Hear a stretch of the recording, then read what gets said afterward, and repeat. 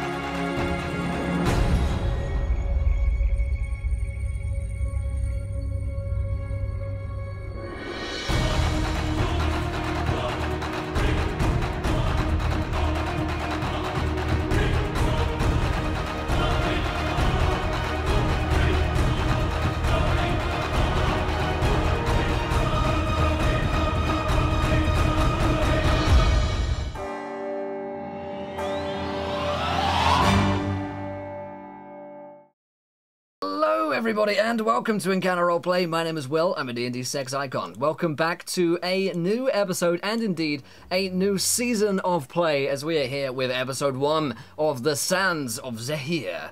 And we have a full cast and crew with us today to go around, figure out who we are and who we're playing, but let us not forget our very own inimitable Dungeon Master, Strider Heap. Strider, how are you feeling today, my man? Fantastic. I've been looking forward to this, and... Is it Sex Icon again? I thought it was Sex Pest. Sex Pest, Sex Icon, Sex Priest. It's up for contention. You know, I've never been charged, but hey. It's glad to hear. I'm glad to hear you're excited, Strider, and I am very excited here as well, because we've got an awesome crew, we've got some awesome characters to meet today, and the Sands of Zehir definitely sound super exciting. So, let's do this thing. Let's go around. Let's start with our very own James Hake. How are you doing, James? Hello, I'm doing very well. I'm happy to be here in a new campaign. I'll be playing a character that's maybe a little bit different from the innocent, bright-eyed one that I had last time. Incredible. Yeah, talk to us about, is it Qual? Is it Cal? How would I say that? Yes, his name is Qual. Qual. How much about him do you want to know before we start? Should I give a quick character rundown? I want to, yeah, why not? Yeah, give us a, we can say physical description, but name, personality, backstory, that kind of stuff. Sure. Qual the Black Rose is a hermit. He is a shadow sorcerer using that new subclass from Xanathar's Guide to Everything. And he has been living out in the desert for basically as long as he's been alive. He's still a pretty young character. He's a young adult. But he has been estranged from civilization his entire life, and he has been living in a cave, sort of Obi-Wan Kenobi style, communicating with the shadows and learning from them, and maybe even uncovering the great dark mysteries of the universe by what the shadows speak to him. He is pale as all get out. He never leaves his cave during the day, so he only goes out at night and never really gets the sun. And when he does, he has this big, wide-brimmed, pointy wizard's hat that just drapes him in shade and sort of wraps the shadows around him as he goes out into the sun. And he, for all of his sort of sinister trappings and dark magical dealings, he's kind of a cheerful guy. He just sort of loves life and cultivates desert flowers. And even though the people in the villages around his cave whisper about him, like he's this weird hermit, he controls the power of the darkness. He like braids roses into the brim of his hat and is just happy to be alive. Awesome. I can't wait to meet Qual in more detail soon. We also, of course, we have Sil with us today, the one and only Sil Fulu. How are you doing, Sil? Doing pretty good, thanks, Will. I'm glad to hear that, Sil. Pretty excited for this campaign. Playing a little bit of a different thing for me. I don't usually pick races that are, outside the norm sort of elf human variants, so it's a little bit strange for me, but it should be quite interesting. Yes. So I'm playing Syndra Fire Ganassi. She's a barbarian because I fucking love playing barbarians. The last time you played a barbarian and we played together, it was absolutely hilarious. So I am exactly like Gonk. Yeah, that was brilliant. I absolutely love that. It's definitely one of my favorite classes, and so I'm trying one of the new subclasses out of Xanathar's, which is the Zealot. So that should be cool. Interesting. Definitely powered by the fury of zealotry. Nice. So she is a native Ardian. She's the only one in the group actually. She grew up as a gladiator. She was basically, when she was 5, she was given to the fighting ring and started training for that. So she's pretty buff and has the tattoos and stuff to symbolize all her achievements in the arena. And so she's got dark skin, fiery red hair, just shaved at the sides, with some cobras actually up on the sides of her head and white ink. Oh. And she has bright amber eyes, so quite distinct looking, tall and very muscular. So very cool. Yeah. Very cool. That's Syndra. Loving that. Loving that. Awesome. We also have Gaming.exp, aka Zippy Zippo, aka Charlotte Weatherfields. How you doing, buddy? Hey guys. I'm really excited to be here. I'm really excited to bring Charlotte out of the one-shot realm, because I usually only use him for one-shots. I'm bringing him out of the one-shot realm and into the campaign. Got a full season. Full season of Shallot. But this ain't your grandma's Shallot. This isn't the fun-loving, lovable Shallot that you guys know with his magical talking Ramsey. This could very be the original Shallot. This Shallot is old. He's about 750 years old. He's very old. Ramsey, something happened to him. We don't know where Ramsey went, God. But like Ramsey's gone. That's tough. Over his life, he learned the ability of plane magic, so he loves to shift from plane to plane. He gets to Zehir, and now he's stuck. Right? Something's suppressing his magic. So he takes up a job as a local professor at the local collegium. And that's Shallot.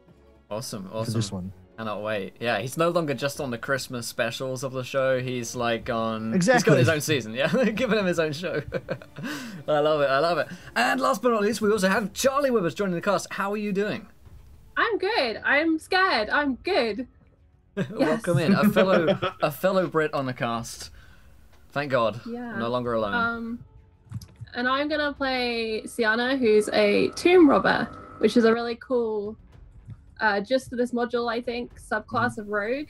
And she also grew up in the desert. She was part of a traveling caravan with her sister and family, and they were on the road looking for the place where the light starts. And Sienna kind of got bored of that life and went for the place where the money is. Nice. And has been traveling around, stealing treasures where she can. Sometimes just because they're pretty, sometimes because they're valuable. Nice. It depends. All right. Yeah, she's known mostly as Sunny. Okay, cool. Nicknames already, I love it. All right, so we have Qual, we have Syndra, we have Charlotte, and we have Kiana? Sienna. Sienna. Excellent. As for myself, I will be playing a new character. His name is Morsan. He is a tiefling ranger, and if Qual is the Luke Skywalker, I guess, then he is the Tusken Raider. He would have himself wrapped up almost like a mummy at all times to protect himself from the heat and the sands of Zehir. And he is a ranger and a tiefling. He hides his appearance a great deal because he is almost quite incredibly unattractive and a little bit deformed as well from a bunch of incidents that have gone wrong in his past. But he is an experienced traveler, an experienced hunter and tracker of the area. So when you're looking for water around the area, then Borsan is the guide, I suppose, of the group. But whether or not he could be trusted, I suppose, is altogether different matter, because he'd be considered something of an outsider in most communities, I think. But other than that, now we have introduced our characters. We'll hand over to Strider here in just a few seconds. Before we do, if you guys don't know how to interact with today's show, then you can do so in a few ways. First of which being, if you haven't followed yet, hit that follow button and join us when we hit 30 followers in like one follower time. You guys get a viewer decision in which you get to decide something which happens next in our campaign. Strider might say something like, what treasure do the party find, or what enemy do they come across? You guys are throw out ideas. We vote on them. The most popular decision will occur in the game.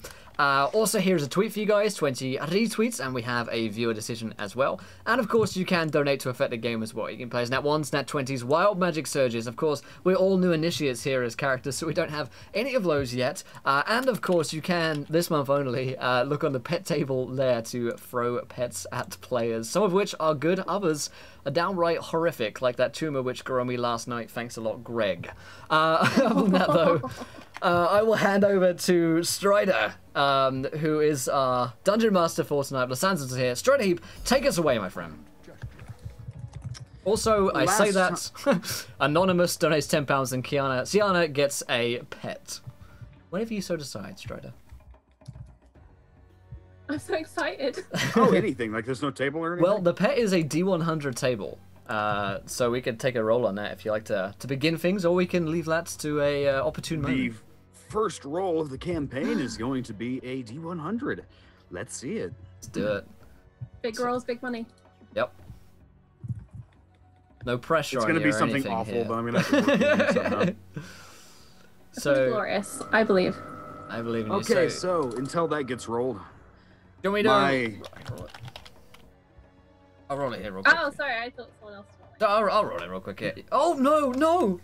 You might not want to take that because I know what that one is, and that is the tumor which was on me. That's it, I'm taking over. That's it. I swear to God, 2 times in a row, fuck me. Oh gosh. What is it now? Don't worry, it's fine. 86 reads, a disembodied hand that loves to pick passerbys' pockets. Hey, that's perfect. That's my soulmate. Or my handmate. I'm not sure. Incredible. Okay, at one point, a traveling magician has given you a scroll of mage hand so you can pick pockets, and something went wrong because when you tried to use it, it still has yet to go away. How long you've had it could be weeks, months, who knows. You got a disembodied hand with you. We are going to be playing the Addams Family campaign, apparently. So I'm hyped up. Incredible. And I'm going to say you just already have that with you. That's your partner in just... crime. Come along. So, homebrew campaign. Yes. So, I hope you guys like listening to me because you get lore. Yay! Oh boy. My favorite. Celebration. The Imperial Collective has finished their campaign to unite the continent. The final peace treaties have been signed, and all surface-dwelling civilizations have joined the ranks of the Imperial Collective.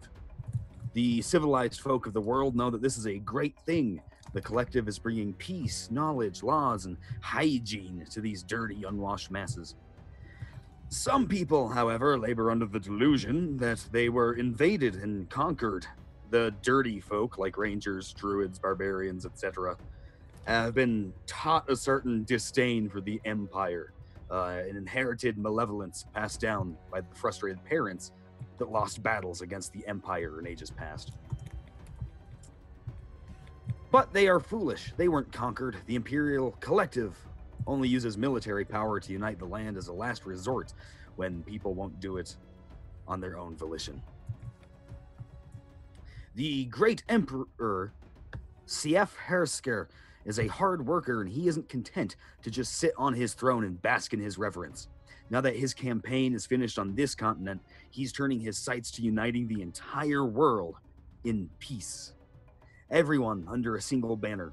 The most honored and highly respected scholars and warriors, mages and priests are being sent across the entire world to jungles, deserts, Arctic plains, and even other stranger places. Always in the name of the Imperial Collective. Only the very lucky and most highly qualified individuals get the honor of representing the Empire overseas, though. It's a dream that only the best of the best see fulfilled. There is a land to the west, across the ocean. It is hot, and it's made up almost entirely of sand and swamps. The locals call it, in their strange tongue, Ardalhara. While vastly inferior, of course, to the might of the Imperial Collective, they are astute traders and tremendous craftspeople. They are a collection of all races, just like the Collective, but for some reason, they seem hesitant to join the Collective, and they want to remain their own people. The Imperial Collective has built one capital city, Citadel, in Ardalhara. The Empire is focused on expanding and building more and more settlements. So, we're going to join our party, trying to board an airship to get over to Ardalhara. But unbeknownst to any of our characters, a small group of native Ardians have splintered away from their government.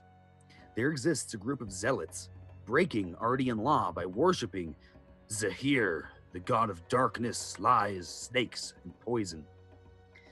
They are angry at their government for allowing foreigners into Ardalhara. They plan on burning Citadel to the ground before or after attacking their own cities. None shall defy their leader, a tall man who wears a giant 8-spoked wheel on his back and speaks directly to Zehir, and anyone who defies his word must die.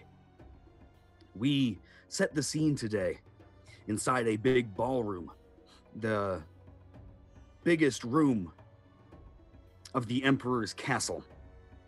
There are chandeliers on the wall, there's fancy carpets, and it's just shoulder-to-shoulder people in here.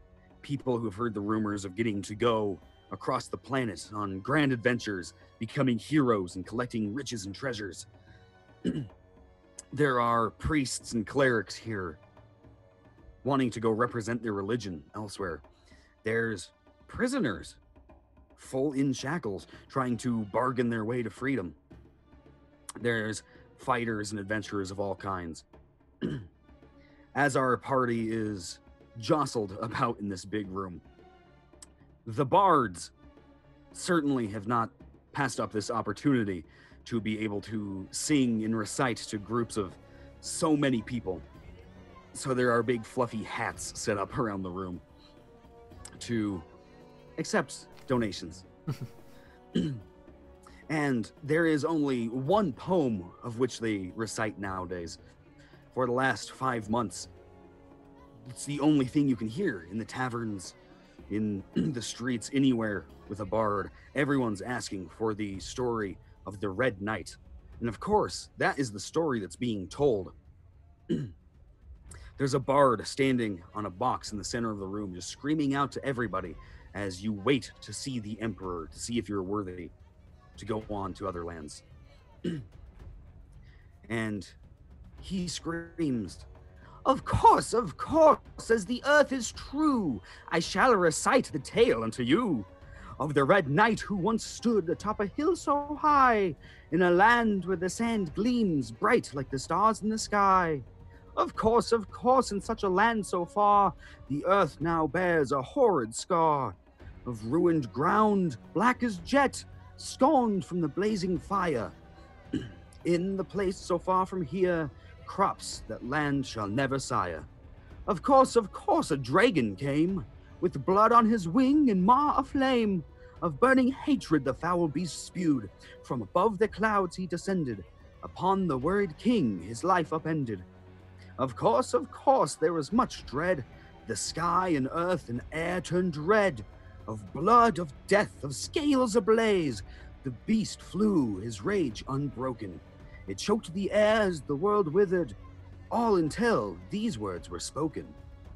Cease, foul creature, and you will be freed. Your toll is many, and your might is great. But I shall not allow your scorn, I say. Take heed. Of course, the dragon laughed. His sour breath spread for miles. Of flesh and bone and hair and sinew, the Red Knight was but a man. No match for a creature as colossal. He knew not before he began. Tiny peasant, how poor are you? Brave, perhaps, but foolhardy as a child.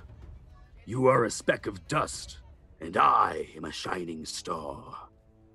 Of course, the Red Knight did not concede. He spread his cloak, ablaze in his own. Of fire and wind and justice he reigned. Our hero, he spewed his own rage. Burning, scorching, sizzling the mighty beast, enclosing the dragon in a fiery cage. Of course, the dragon thought, this man cannot beat me at my own game. Of blaze incarnate is my armor.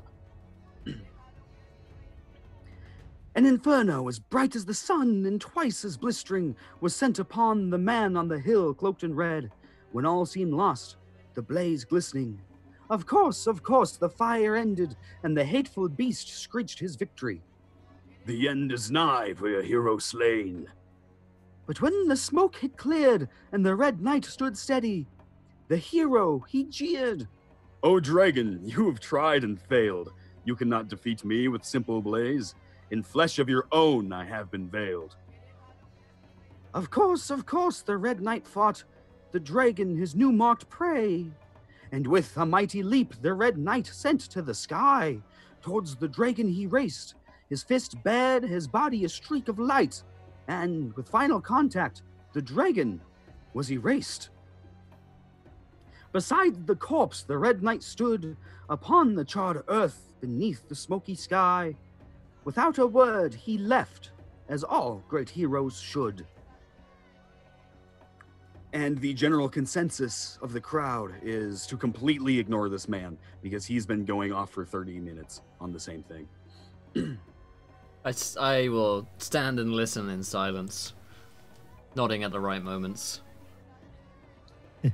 Shallot is like standing in front of his hat, pondering, stroking his gray beard with streaks of faded violet and pink.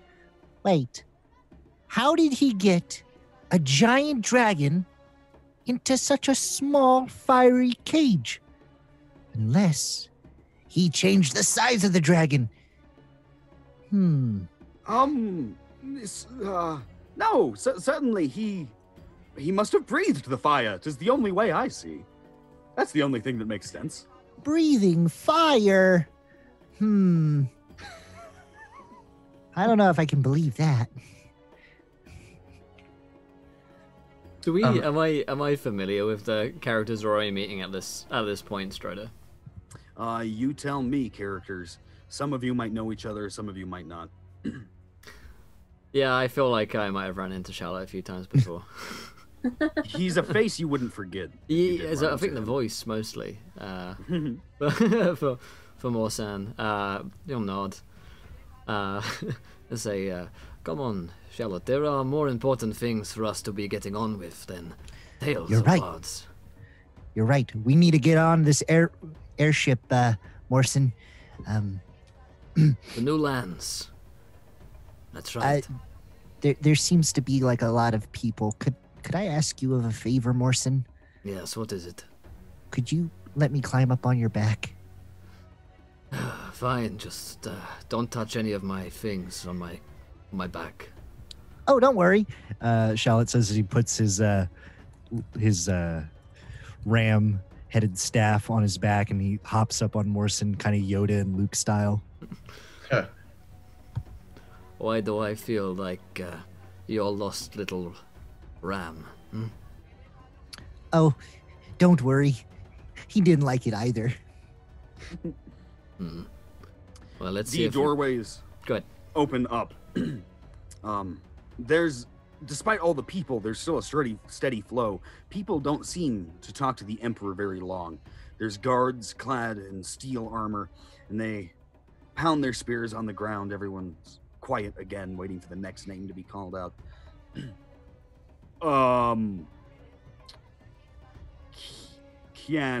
Sienna. Can, That's me. Is it me as a god? Fuck. And I had been busy coaxing Booper to go and pick Charlotte's pocket because he was doing my head in. But now that my name's been called, I'm just like pushing people out my way. I'm heading for treasure. I'm done with these pockets. There's nothing good here. I'm moving on. What'd you say it was named? Booper, thanks to chat. I love it. Chat, you have done well today. You've outdone yourselves. Also, Forbrand gives Charlotte a crit success. Cool, you hold on to that one. So Booper around the cut off wrist has like a little belt, so he just kind of can abseil away, and I'm just gonna yank it and tuck him back in my bag and just continue to proceed. He has like a child leash. Yeah. Oh my god. You've not met him yet. He's got issues. We're trying to work through it. But, yeah. You are ushered into a hallway. The guards shut the door and then they stop. You're to walk ahead yourself. Traversing the hallway, it eventually opens up into a big circular room. You're walking down a lush purple velvety carpet. In this room, you're not sure if this castle has a treasury, but it is literally floor to ceiling, gold pieces, rubies the size of your head. In fact, there seems to be no actual work done in here. There's no desks. There's just a man, an older gentleman with white hair, sitting in a small wooden step stool. And a man watching you enter, a second one, with a long mustache. And he kind of eyes you as you walk in. And that's the room. Floor to ceiling, gold pieces. In my head, this lasers are everywhere, and I'm just planning how I'm going to rob the crap out of this room. And I've like marked out where each of the gentlemen are. I'm trying to figure out how much I can slip into my pocket, how much I'm going to need to come back for later. And then I remember kind of why I'm here, and I walk up to the guy at the step stool. My name was called? And I try and look innocent because, I've not been planning a master heist in my head for the last 5 steps. He doesn't look up much. He's just he looks up and gives you a nod of the head like, oh, hey. Then the other gentleman, the one with the big mustache, he steps up and, you are Sienna, then? Yes, you can call me Sunny if you want to be more personable about it. Sienna. Okay. You have contacted us. It seems you wish to represent the Imperial Collective. Yes, I do. You see, I'm an academic, and I take the study of history and antiquities very seriously, and on behalf of the Imperial insert word that he just used, I want to go forth and investigate the new territories. The older gentleman in the chair, he's not dressed like a king, and he just kind of looks up at you with an eyebrow. And the mustache guy looks kind of nervous, just, I'm assuming, Saya, she's telling the truth. And he just kind of squints. Yes, she definitely wants to go. Oh. What sets you aside from the rabble out there? You must understand only the best of the best get to represent the Empire. You must fly our banner, represent our flag. We can't have random thieves from the streets representing us, you know. That would be awful. No, of course. And she reaches into her bag and she pulls out her notebook.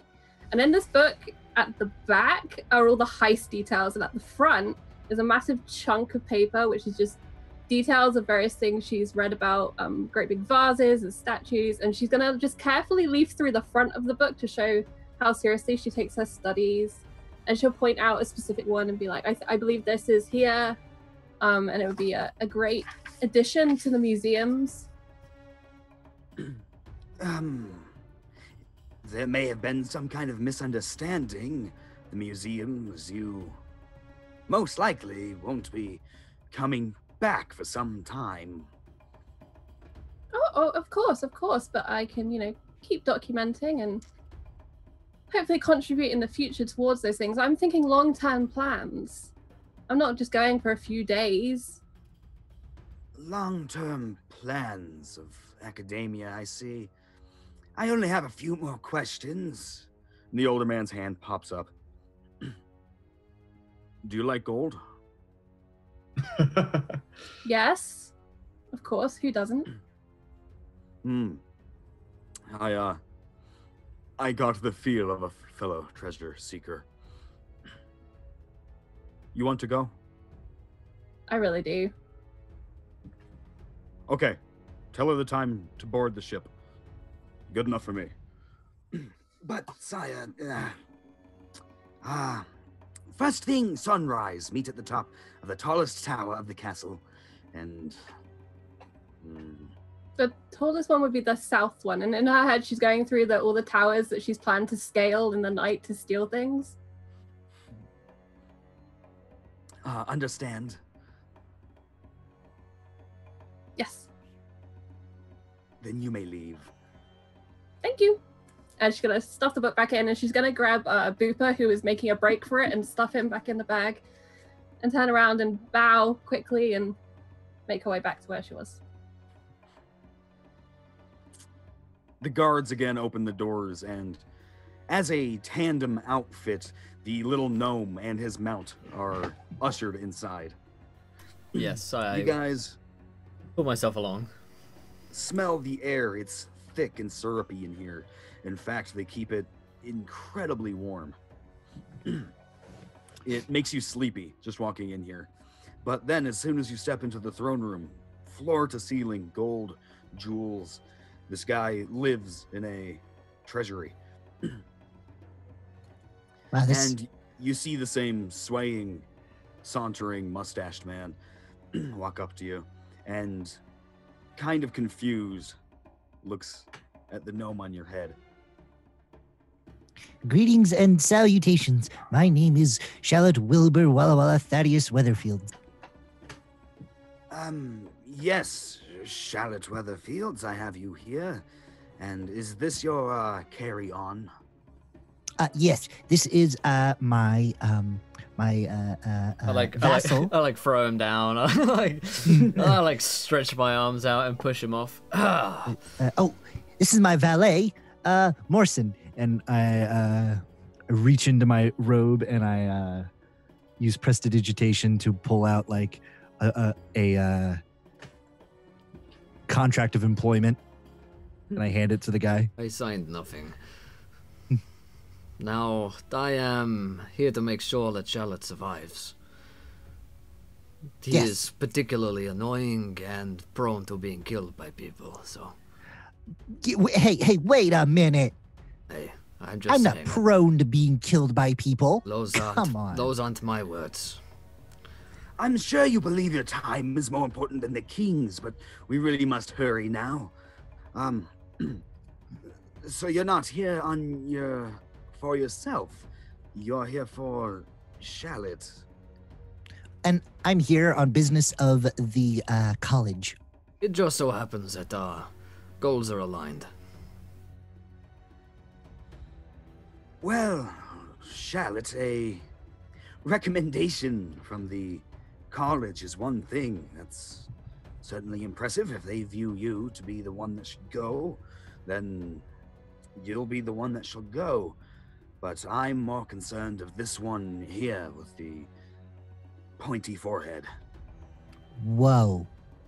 Whoa. My forehead may point, but it is on just as well as anyone else's. You had no problem letting that other tiefling leave. I reference Sienna, Or who I noticed left. maybe because I am ugly man, not pretty lady. Of course. Are you discriminating against my valet? I'll have you know, he is a skilled. Enough, Charlotte. Oh, okay. This is how we The get older killed. gentleman speaks up and he goes, "Yes, I believe quite enough. Why?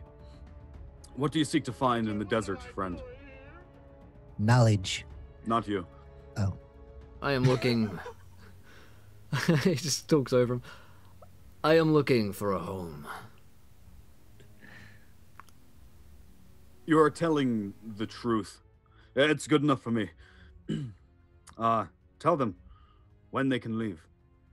If Sire so insists, then I believe sunrise at the tallest tower. You will find your voyage to your new home. And what was your name, friend? Ryuama. Excellent. Well, thank you, Ryuama. Oh, Okay. he actually got it. He actually got it right. I'm impressed. Not Kiyuama. No, that is... soft key. Okay. I turn to Charlotte and say, back on. And, like... Alrighty. I, like, kneel down for him to jump up on me. And Charlotte mounts him. Off we go. As you guys leave, the Black Rose of the desert is walking in. He has been called next. And He same as strides. everything else, yeah. The room is hot and heavy, kind of syrupy. It makes you sleepy. And there's just all the gold you've ever seen. He strides forward, almost gliding across the ground. He very intentionally is cultivating this sinister entrance, this appearance. He's almost trying to intimidate the people around him, and then he stops in front of the man on the stool and tilts back his hat, showing a little fringe of red hair coming down, and these sparkling hazel eyes, and he flashes a big smile and says, "Hello." He gives you the same, like, what up, head nod, as the mustachioed man Bro. descends upon you, circling around you. Just, yes, you, according to this, Qual, correct? Yes, that is my name. What is it, Qual, that you seek in the new world? Why do you want to be the representative from the Imperial Collective? Well, you see, the shadows have spoken to me, and I am seeking the great mysteries of the universe.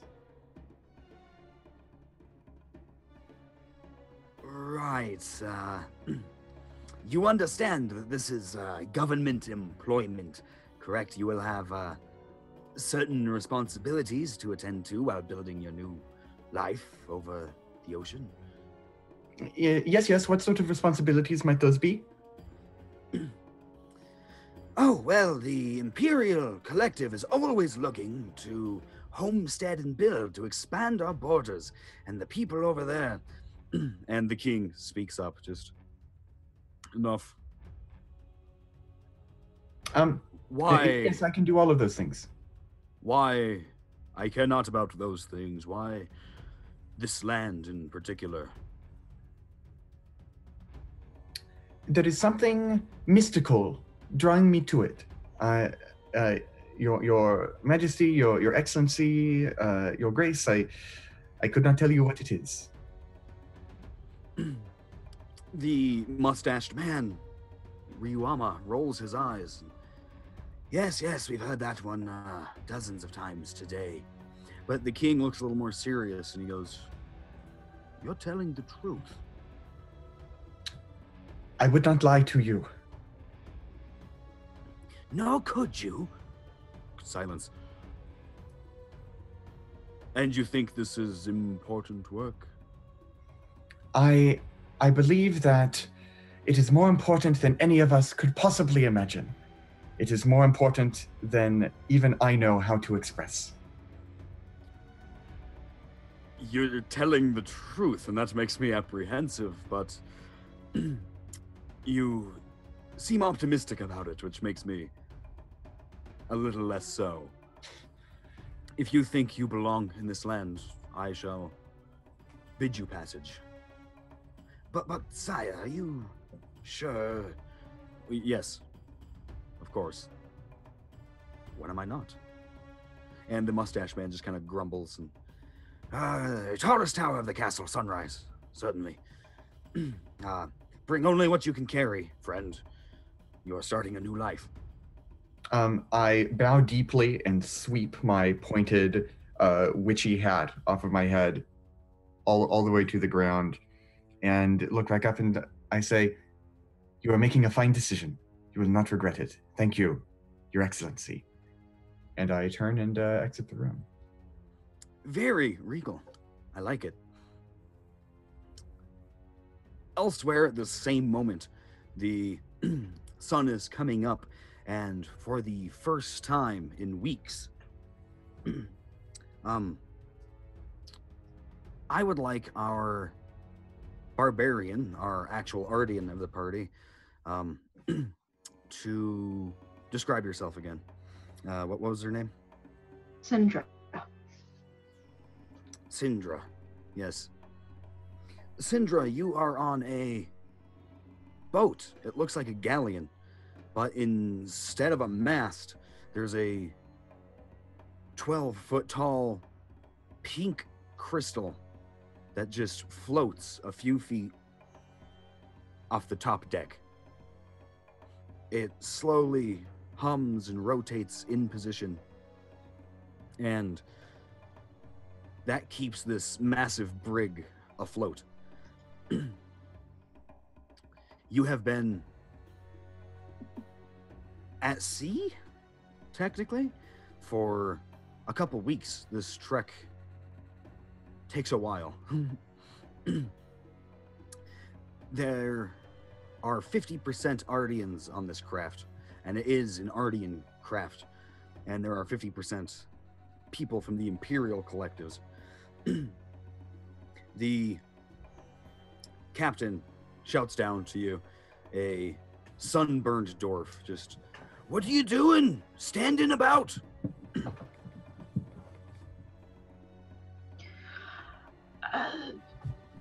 Just out. I just about to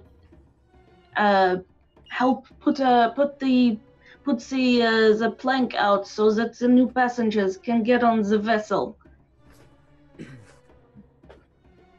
Oh. Yeah, I'm sorry. I thought I was the captain here. I thought I was the one that was supposed to tell people to do that. I thought they would be boarding today, so I thought I would take the initiative and do this.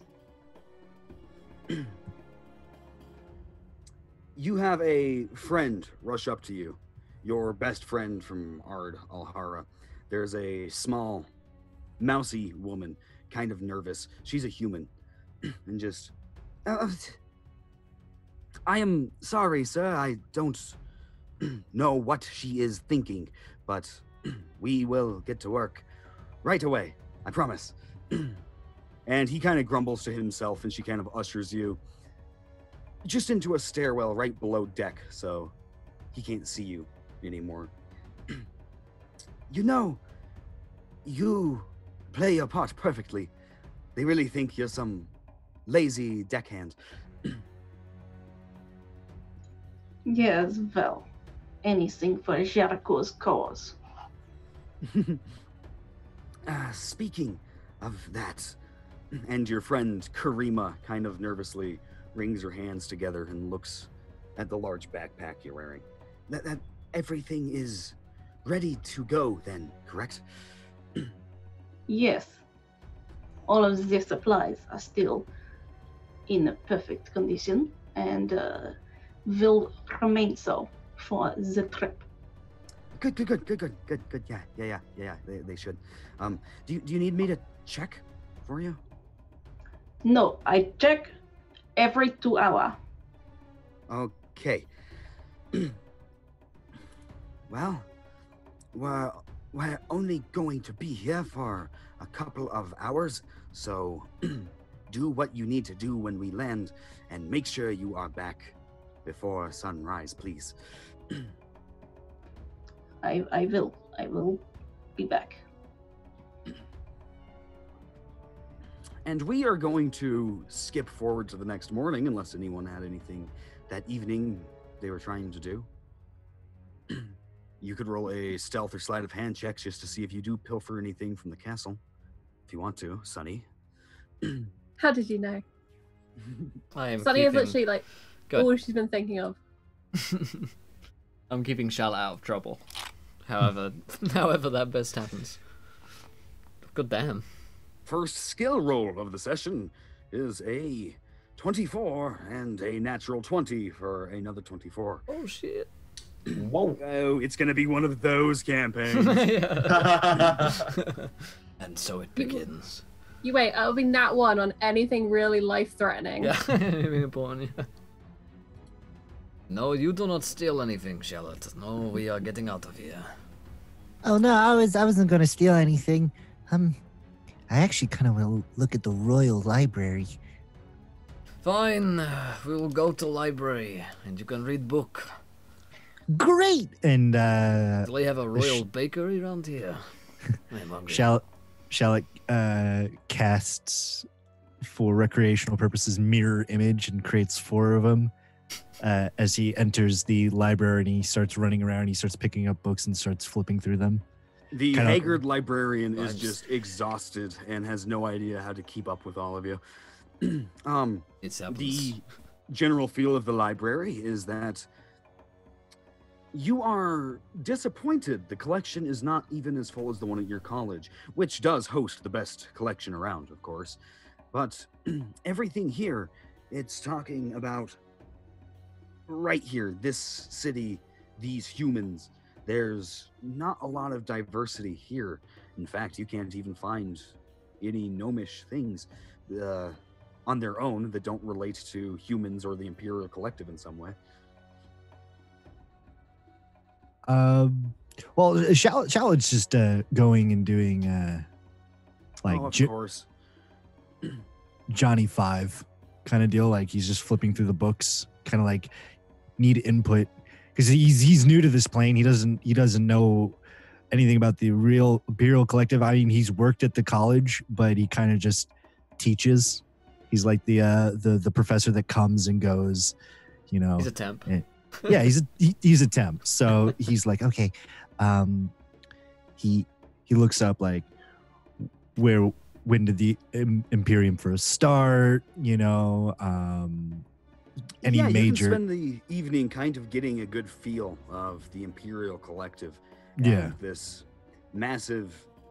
They swear it's not an invasion. This massive plan to unify the entire planet. Sunny, you have full pockets, full backpack. Just you couldn't possibly fit anything else in here. And that will definitely be a good way to start off a new life in this new land. I'm slowly abandoning like pajamas and stuff like that just to make room. But you know, the outside of the bag is layered with fabrics to keep, because I know we're going to like a dusty place, so it's kind of keeping everything from jangling as well as being a protection in the future.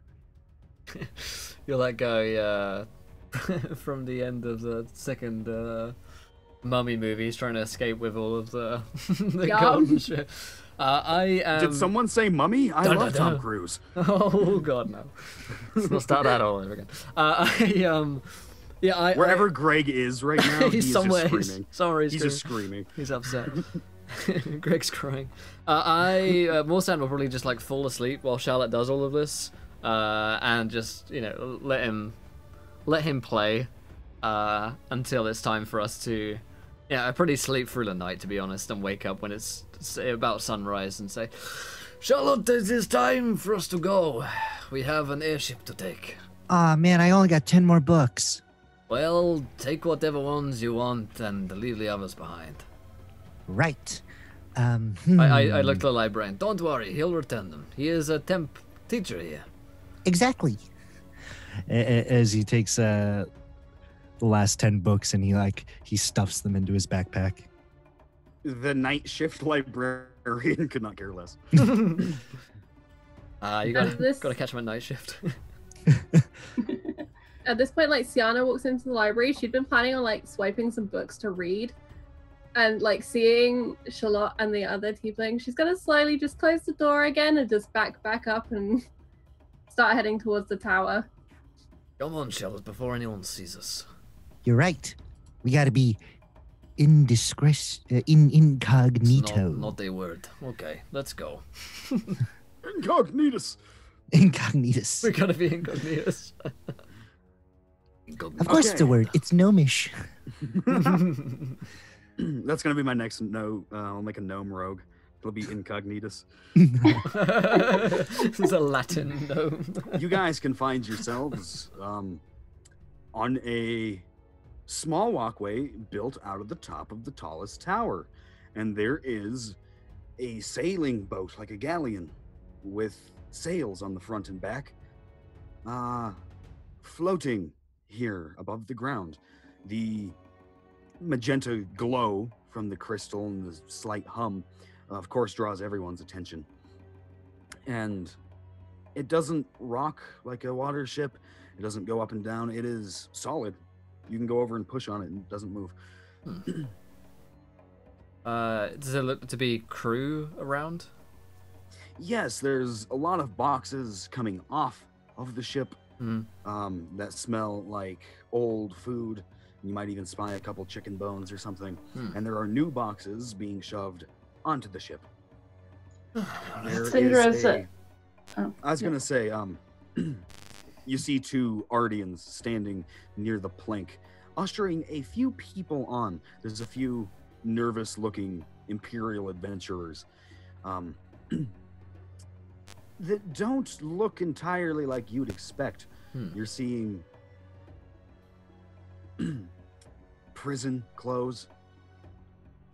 You're seeing missing eyeballs and fingers. Not quite who you were expecting to be the best of the best to represent the Empire. But yes, you can see Sienna and a small mousy woman. I don't know about Sienna, but the mousy woman is clad in big robes and she has a turban on top of her head. You mean Sindra? She does as well. I don't think Strider was describing Syndra. No, Right. the small woman standing next to her. Okay. Right. Is Syndra here as well? Because we probably spot her. She sticks out, yeah. Okay. So Syndra, So do you like burn? Syndra's just returned, by the way. Okay. She's spent her chance of being on foreign shores seeking out a shady house of lady favors. So, yeah, she's basically just returned to the ship and standing to attention. Looks like The Imperial Collective City is boring. They have the death penalty for pretty much any possible indiscretion against the law. my kind of guys. Except him. Pickpocketing to anything, so you can't find one. Okay. Fucking ancient Greece. Steal a chicken, die. Kill a man. Well. Yeah. Too brute. Yeah, fucking exile him. Yeah. All right. I look around at the crew, and I probably do place a protective hand on Charlotte's shoulder when I see Syndra, because she probably looks quite scary. Really, I mean, like, is she on Absolutely. fire at all times, or does she just kind of? No, Crack a little bit. she crackles a little bit, like especially when she speaks, like you can hear sort of a crackle in her voice. But she is really tall. She's like probably 6 feet or so tall, and just like muscular like anything. Dark skin with all these snaking white tattoos all over her skin. And her hair, while it looks like it could be in the shape of a flame, like it's a sort of a quiffed, like mohawk type thing, it's not actually fire, but if you see it sort of from your periphery, you could almost imagine that it is live flame. Okay, place a protective hand on Charlotte's shoulder and say, looks like we have quite the interesting crew that we'll be traveling with, Mr. Charlotte. Yes. We have 2 tieflings, and I don't, is that a parrot? Or is that she's got weird hair. He points to his gray hair that's streaked with pink and violet. Anyways, we got excuse me, madam. He calls over to Syndra. What is your name? Yes, small man, what do you want? My name is Syndra. Okay, her name is Syndra. Greetings and salutations. My name is Charlotte Wilbur Walla Walla Thaddeus Weatherfields, professor of the Imperial College. And this is my valet, Morrison. What is valet? I am Protector. It is pleasure to meet you. The pleasure is mine. I like the fact she's got the same accent. The small mousy woman kind of giggles to herself, just, we're making friends already. And who are you, small mousy woman? Oh, I'm, no one. Oh, good to meet you, no one. Strange name, indeed. Karima, if you need to get my attention. Karima. If you need anything, you can talk to anyone else. Okay. Yes, you can talk to me. Okay, Karima, no one. And Syndra. And Charlotte looks over at the other tiefling. Excuse me, madam. Yes. And she's been like trying to dodge Charlotte so hard because she's seen how this guy works. And she's like, yes. He sidles up next to her. What is your name? I'm Sunny. And she'll offer out a hand. Oh, wow. You seem more of like a Mooney to me. But my name is Charlotte Wilbur Walla Walla Thaddeus Weatherfields. Don't be rude, little man. Oh, sorry. Amidst all of this conversation, Qual can be seen as like a silhouette in a dark corner of this room. It's almost as if this corner of the room has grown darker for him being in it, which I'm just pointing out because he has a feat called Skulker, which lets him just sort of slip into shadows wherever he is. He is Vanta Black. He is, yeah. He's Vanta Black. His robes are made of it. You guys don't, or maybe Run into slightly darkness. notice the super duper edgy silhouette over there. Mm-hmm. I can't quite see it. It's got too many edges. Yeah. Hi. It's a persona he likes to cultivate. Whatever it is, it looks sharp. I'll say to the group of us who are in the immediate vicinity, I look after Charlotte. My name is Morsan. It's good to meet you, Mawson. Mm. And she'll offer out a hand to him if it looks convenient, considering he's got Charlotte piggybacked going on right Yeah, now. you can extend a hand, but it's like the hand of the mummy, you know?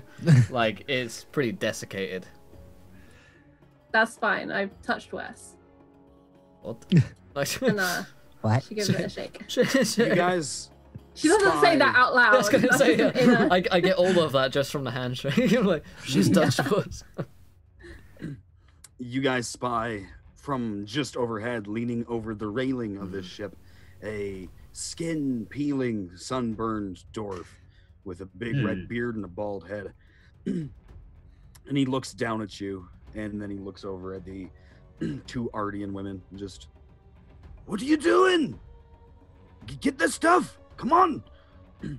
And Karima just kind of eeps and slinks over to you guys. Just, I will grab your things now. Are you sure you don't need a hand with that, little lady? No. I'm very strong. Ger than I look. Okay, then you can take my things, including Charlotte. All I can think is like Morrison holding up a dog and like here. Yeah. I love that you just had a fucking Yeah, you just had a dog on standby for that. Charlotte's like, okay, well, I guess I'm going with her now. Hey, you look after him now. You play nicely with the little lady, Charlotte. Sindra, grab this small man. I'll take the Sindra bag.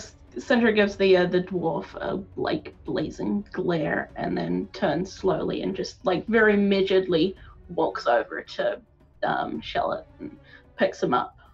And like anywhere where her hands touch your skin, you feel that they're just like hot, like almost to the point where it just burns in your skin as it touches. So.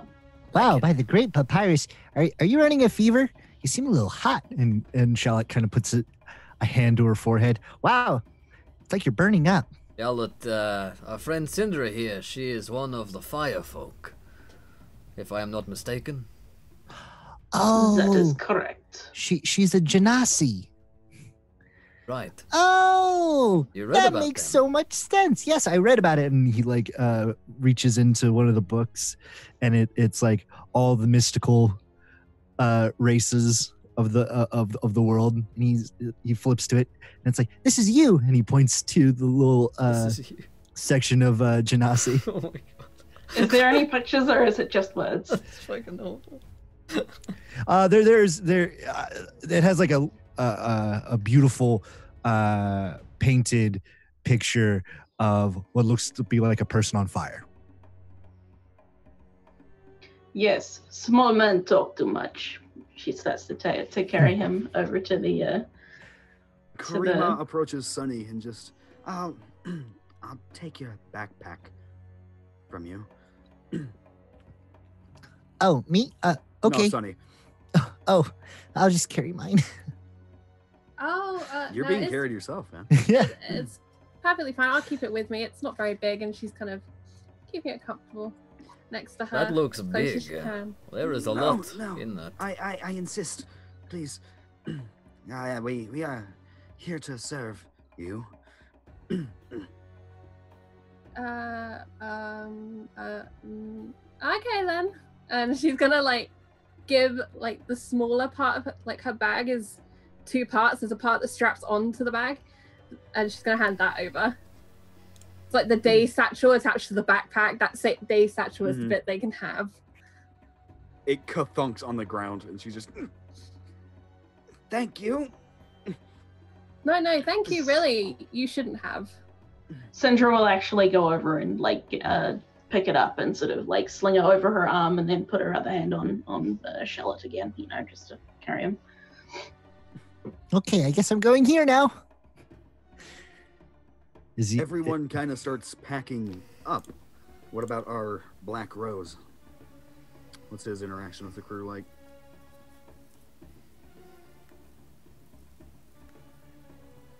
Oh, James, you muted me. Good call, thank you. No. He's not really very personable unless people address him. He's lived out in the desert for basically his entire life with no one to talk to. So most of his interactions with the crew are him walking past and sort of muttering to himself as he comments on like the aesthetic design of the ship. Like, oh, what a well-crafted door. I would never have the tools to do that. And every now and then he absentmindedly is like looking off the edge and just bumps full body into one of the crew, and he just bursts into this stream of apologies as all of his spell components fall onto the floor, and he starts like scooping them up into a pile and shuffling them back into the 100 concealed pockets of his robes. He does his best to very quickly go from dark corner to dark corner. When feel like- all of your ingredients spill onto the floor, the captain can be heard kind of chuckling to himself, just, yeah, the best the Imperial Collective has to offer. I'm so sorry. I'm so sorry. I don't wish to cause any trouble. You don't need to help with that. I've got it all myself. Shallot jumps off out of Syndra's arms and walks over and starts helping Qual pick up his things. But as he gets over there, he kind of takes his Shallot stands about 3'4", and he has like a 4-foot staff with a ram's head on it, and he kind of takes the staff and he goes to sweep the leg of the captain for being rude. Oh man, that sounds like some kind of die roll to me. That does. What kind of die roll should I roll? I don't know, strength, dexterity. Do you have some kind of trippy mechanic you want to use? Do I have any spells of tripping? No, I think I'm going to do a good old dexterity roll. 18. Oh man, I will have him roll against that. We shall see. I just sigh and watch this happen, I think. Booper, on sensing that stuff has hit the ground, has just like snuck down Sienna's leg and is just scuttling across the deck to go and help pick up things. Yeah, I've actually summoned my own mage hand, which looks like this pitch black hand wrapped in rose thorns, and it just keeps like scooping things together. And I'm casting mending on shattered glass, and my mage hand sees Booper running up, and sort of tries to swat it away as it appears. I say as Sienna's hand goes running away, I say, "Woman, your hand is running away. You have lost your hand." He usually finds his way back. Don't worry about him. She's just casually leaning against the railing or whatever's at the side. You have extra hand. It's a long story, to be honest, but he's perfectly harmless. Armless, in fact. Oh, God damn it.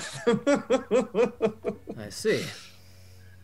So You get the feeling like Sienna's played this bit before to get people to not like stomp on her hand or so it's going find it too suspicious. So it's going to be like this the whole journey. Sinra chuckles deeply at that joke. Small fiery one is funny, very funny. Sienna do a little bow. Shallot, you more than doubled that guy's result, so his butt hits the ground with a thud, but he doesn't even know that you're the one that did it. Oh, I am so sorry about that, sir. So clumsy, 750 years old. I know, I don't look it. Anyways, here. And Shallot starts gathering the remaining regions into his robe, kind of like you would like with like a shirt. He kind of like lifts it up and he gathers it. And he's like, "Here you go, sir." I look at Shallot and I say, "You're the smallest old man I've ever seen. Are all old men this small?" They get smaller. My God, by the shadows, you really are incredible. You're the smallest human I've ever seen, actually. What? And he like kind of like moves the regents away. Like, I don't know if I want to give this to you now. I'm a gnome, good sir. Shallot, show him the book. It seems like many of our friends here will need the book as well. I bought him this because he does not know other people very well. Right. What are you? A gnome? Yes, a gnome. And he's like, he doesn't know what to do with your regents, so he's like, "Here, take your regents." Oh, thank you. And I just transfer them like shirt pocket to shirt pouch. Just pour them in there. Yes, a gnome. Magical. Enigmas of magic.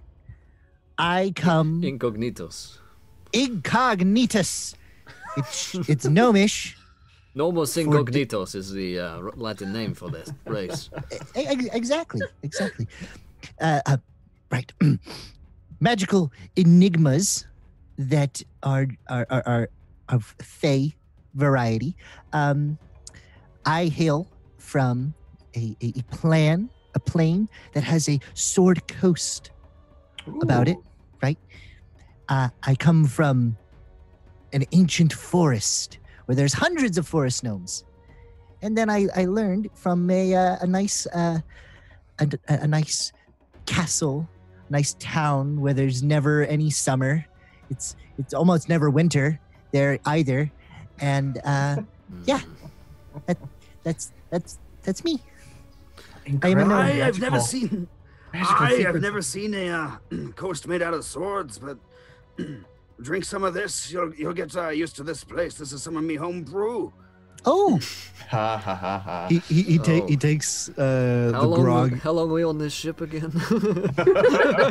and he knocks it back, and he feels kind of woozy. He's like, I don't drink alcohol. and he hands it to him. Qual just has this big, shiny smile on his face as Charlotte is telling him all of this, and he says, "Magical secrets of the I lost my accent. Magical secrets of the universe. I am all about those." And he says, "Wait, watch this. I think the shadows told me something about you."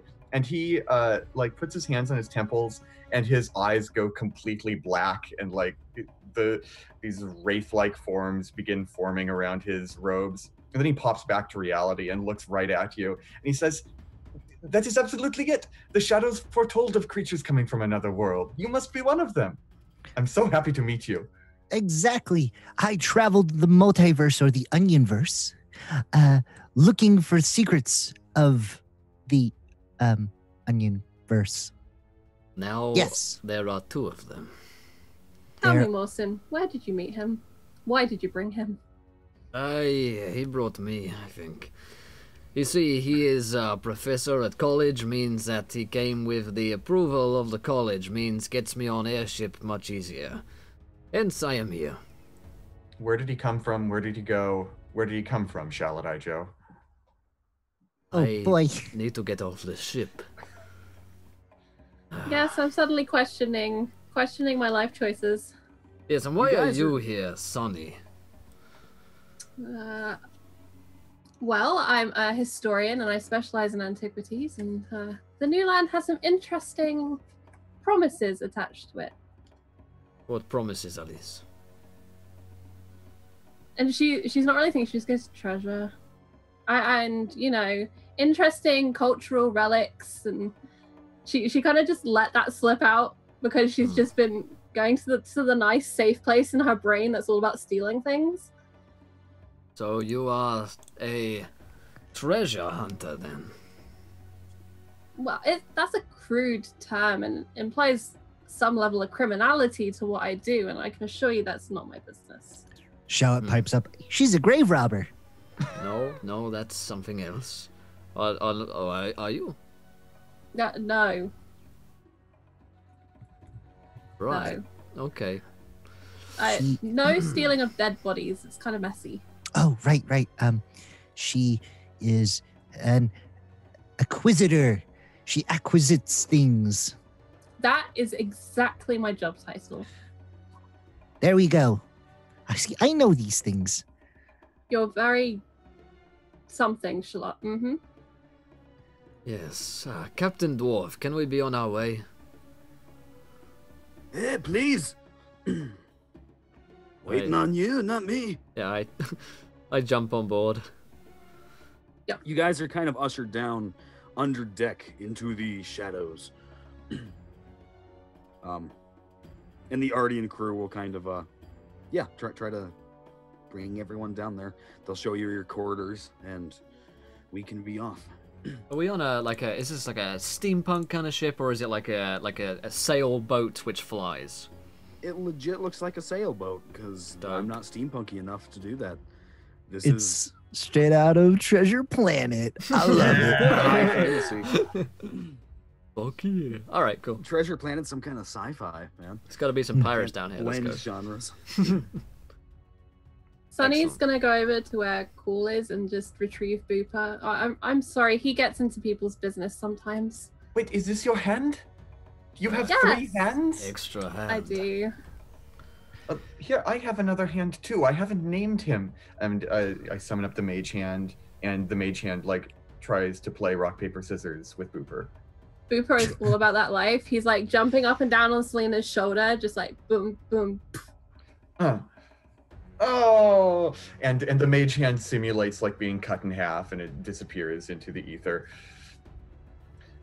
Cute. Booper celebrates on the shoulder. My name is Qual. Other people have called me the Black Rose, and he points at the wreath of black roses around the cone of his wizard's hat. That's beautiful. Did is that your own handiwork or? When you spend 21 years living out in the desert on your own, you have plenty of time to learn the arts and crafts. It's the same when you spend 27 years living in the desert with 30 other people. Or 750 years traveling the multiverse. What?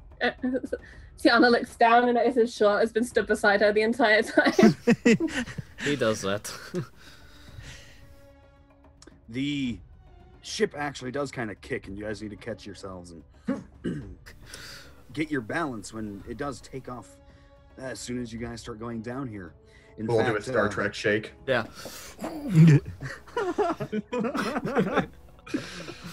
Charlotte just falls over. He's too small. I just imagine like. Tiana's... Good. Sorry, go ahead, Will.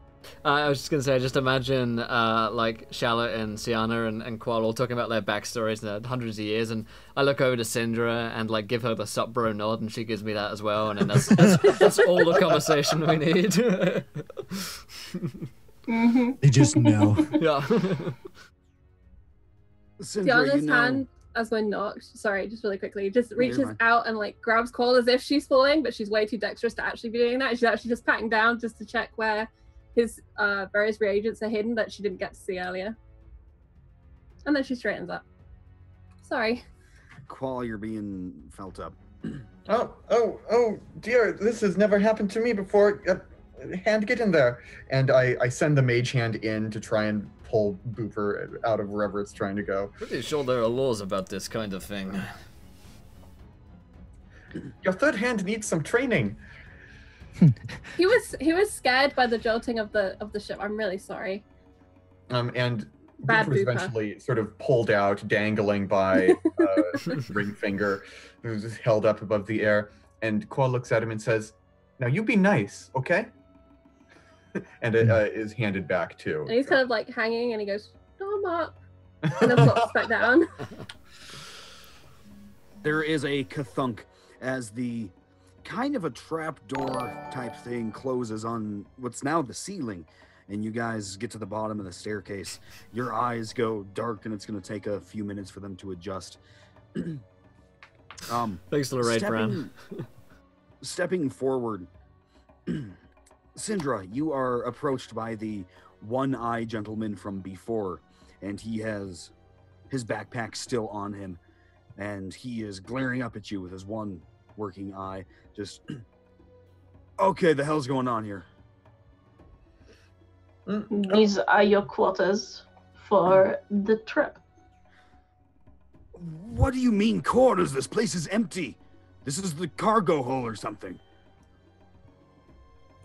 And as you guys' eyes adjust, you are under the deck in a big empty room. There's no beds, no tables, no chairs, no food.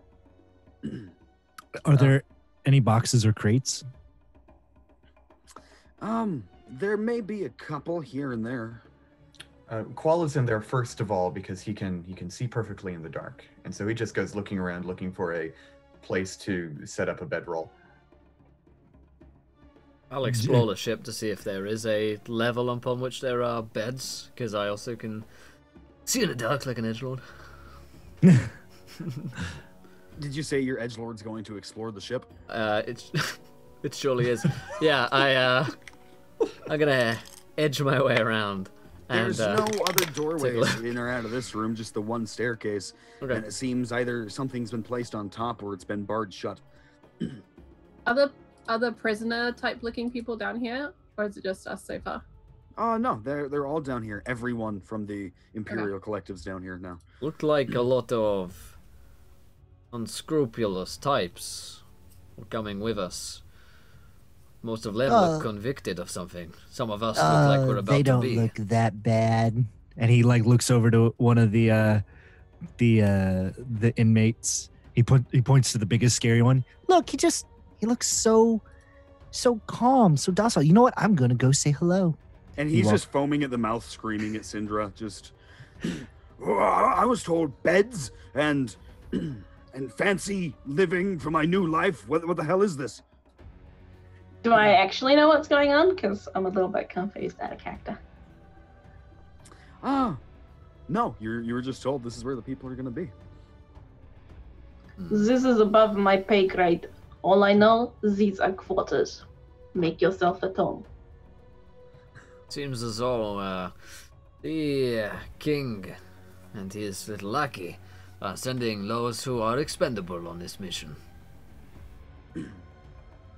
Bullshit, he's not expendable. And this guy tries to elbow his way past all of you, and he kind of starts pounding up on the ceiling, trying to get the trapdoor thing to open up again. Steady there, friend. Calm down Sandra before will- someone calms you down. I have anxiety, and I'm not gonna stay down here where it's dark and tiny and cramped. Oh, wait. And who are you? Excuse. And who might you be? And what business of that is yours, flowery one? Ah, Well, it seems that at the Got moment him. we are all on the same boat. yeah, that's the problem. I'm trying to get off the boat. Well, if you have a crisis, perhaps it would be best if we worked together. Yes, my people have a saying. We say, a boat once entered is not so easily left. Wow, Especially, that's know what so that means. profound. especially when there is something barring the way, like big blocks. Or, you know, 30,000 foot drop. Right, that's very specific. He's not wrong. So, friend, calm yourself down. Make yourself at home. Do not bother my little shallot here. And My don't let- little shallot, my little shallot. Oh my gosh. Gnomes are magic. Friendship is magic. I put a hand on Charlotte, like, don't go near this one. Oh, that's fine. But sir, are you saying that you get flight sick? You get sick while on? Are you uncomfortable here? Could you sleep down here? Charlotte is the air hostess. Yes, no, yes, no. Oh, you can't sleep down here. That is so perfect. That's fine. I got you. Here. And then he like looks to all the other inmates. Are you guys are you guys comfortable sleeping down here? They look like they're getting ready to throw a riot or a mutiny. Right. Well, Let's fix this. And Shallot, he pulls out some rose petals that he picked up, that he had in his pocket from picking up Qual's stuff. And he's like, okay, well, everyone here is going to sleep. And he kind of throws the rose petals up in the air and casts sleep on the prisoners. But There's the dull thud of wood, just as they all collapsed. there. Now we can find our own bedding in peace without these unscrupulous people that I once thought were really nice, but they all kind of scare me a little bit. Yes. Right. And, Well, there's I some mean, crates over there that I'm going to just kind of maybe yeah, pop take your the shirt off of that guy and turn it into a bed. creepy, but I like it. The gnome knows how to make use of his surroundings. He is efficient. I like it. Yes, in fact, I'm probably bundled up enough to have sufficient sleeping coziness, so I will plunk myself down by near Charlotte's barrel.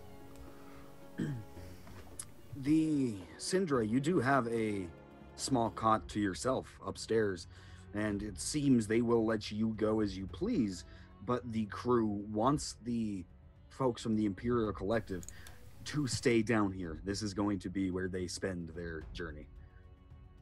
I'll take my cues from Karima. She's gonna go back up to the normal cot, then I'll go up there as well. But if she stays down here, then I'll stay down here.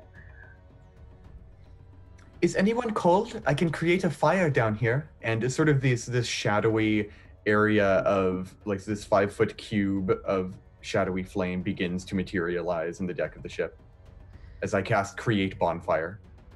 Is a creation bonfire going to possibly harm a wooden ship? Destroy the window. Absolutely, but he Seeing doesn't this, know that. Sienna's just like leaping forwards with her cloak to put it out because Oh, Yeah.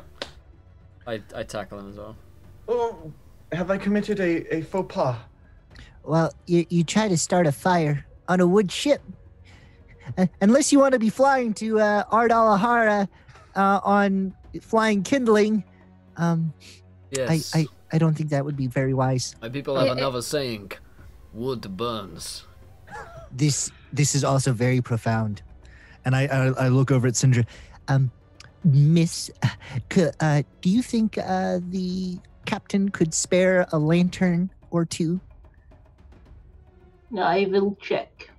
I'll Great. go up and have a look if they are willing to give me a lantern of some sort. He will respond to you kind of confused and just, are you new? Who, me? I thought she was talking to the captain about the... Oh, Yeah, I'm talking to the captain about the lanterns. Are you new? No, I have been on this ship the entire journey. Well, then you'll know the cargo doesn't need light. They are asking for light, and I am worried they will riot if we do not And I'm asking provide. for a raise, and I don't think I'm going to get that either.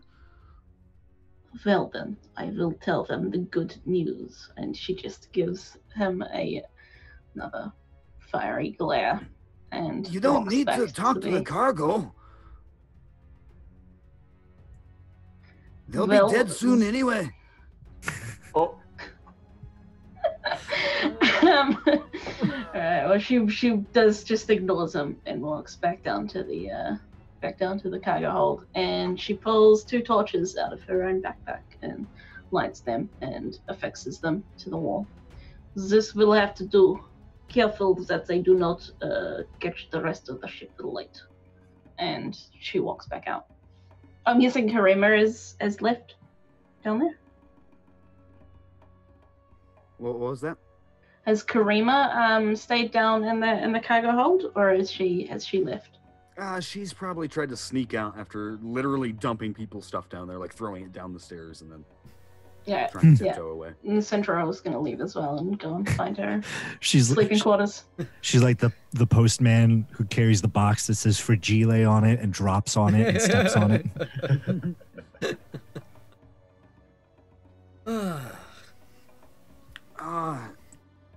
Out of curiosity, are we anywhere near a viewer decision, or We certainly are. We got a viewer decision. We probably have 2 actually, yeah. Let's see. Yep. 2? Okay. Let's see, what time is it? I got time. Okay, chat, we got 2 viewer decisions. I want encounters, and they don't necessarily have to be super sky related, because I think they're more fun if they're not. The party could bump into goblin peddlers who are up in the sky trying to peddle wares and it's not going well. They could bump knows into a what's in the used horse boxes? salesman. Yeah. You guys could be attacked by a dragon. Who knows? So I want the top 2 encounter ideas. I'm probably going to do them separately and not mixed together, but we'll see. Depends. Okay, we'll Depends tell on the the idea. top 2 then. Throw your ideas underneath that line in chat. What do the party encounter? Alright. I am giving the cargo up to the mercy of chat. oh no. Speaking of the cargo, that is definitely what you guys feel like. The few boxes down there, the big jagged wooden things with nails sticking out of them at odd angles, aren't strapped down anywhere. So anytime there's a surprise wind or something like that, they will come crashing across the cargo deck. Charlotte's on a magic ride right now. He's like, this is the best. This is the best sleep I've gotten since my best friend Ramsey. Ramsey, he used to have me sleep at the foot of the bed. Those were the days. And he pulls out a little lock and it opens up, and there's a female gnome on the left side one, and there's a little bit of fleece on the right hand one, and he kind of like touches it like, yeah, those were the days. How do you guys deal after the sleep wears off with the rambunctious, rowdy, I'm gonna just say prisoner for lack of a better term. The prisoners, when they kind of start coming to, because it sounds like it's going to be days or weeks down here. What's going to be the plan to handle them? Do you just keep putting them to sleep? Yeah, they wake up and it's like, hey, congratulations, welcome to this extravagant cruise. And then the first person who pipes up, hey, isn't this the cargo hold that we were in earlier? And he's like, yep, sleep. They too go jostling around with all the boxes, slamming into the stairs, sliding from one end to the other. I think that we are going to be very good friends with them. They look even more like cargo. Sienna's found like a darkened corner, and she's kind of managed to wedge herself into it so she's not moving about too much, and she's just watching. And she's made sure that her weapon is within reach because she's seen how quickly things can go wrong with people in the past. But she's trying to just stay out of the way right now. Yeah, I think Sam is probably smoking his pipe in a corner somewhere as well, watching the proceedings, keeping an eye on Charlotte like a father who's let his child into a ball pit, watching Charlotte run around, but not intervening until anyone starts waiting crying. For the screams. Yeah. Like fucking go bananas. Damn it, Shallot. Well, when he's not putting the prisoners to sleep, he would be reading the last 10 books that he acquired from the library, taking his time to absorb all of the information. And then he comes across this weird black book that he had in his backpack that he's like, oh, I totally forgot I took this, but I don't remember from where. And it's like this dark arcane book. It has a golden eye on it that may or may not look real, kind of deal. And he kind of like opens it up and he continues reading that. It's his tome for being a sun gazer. His book of forbidden lore. Forbidden golden eye lore. Mm-hmm. Do. Yeah, that is how the next few days go. Those 10 books, they do not last you nearly long enough.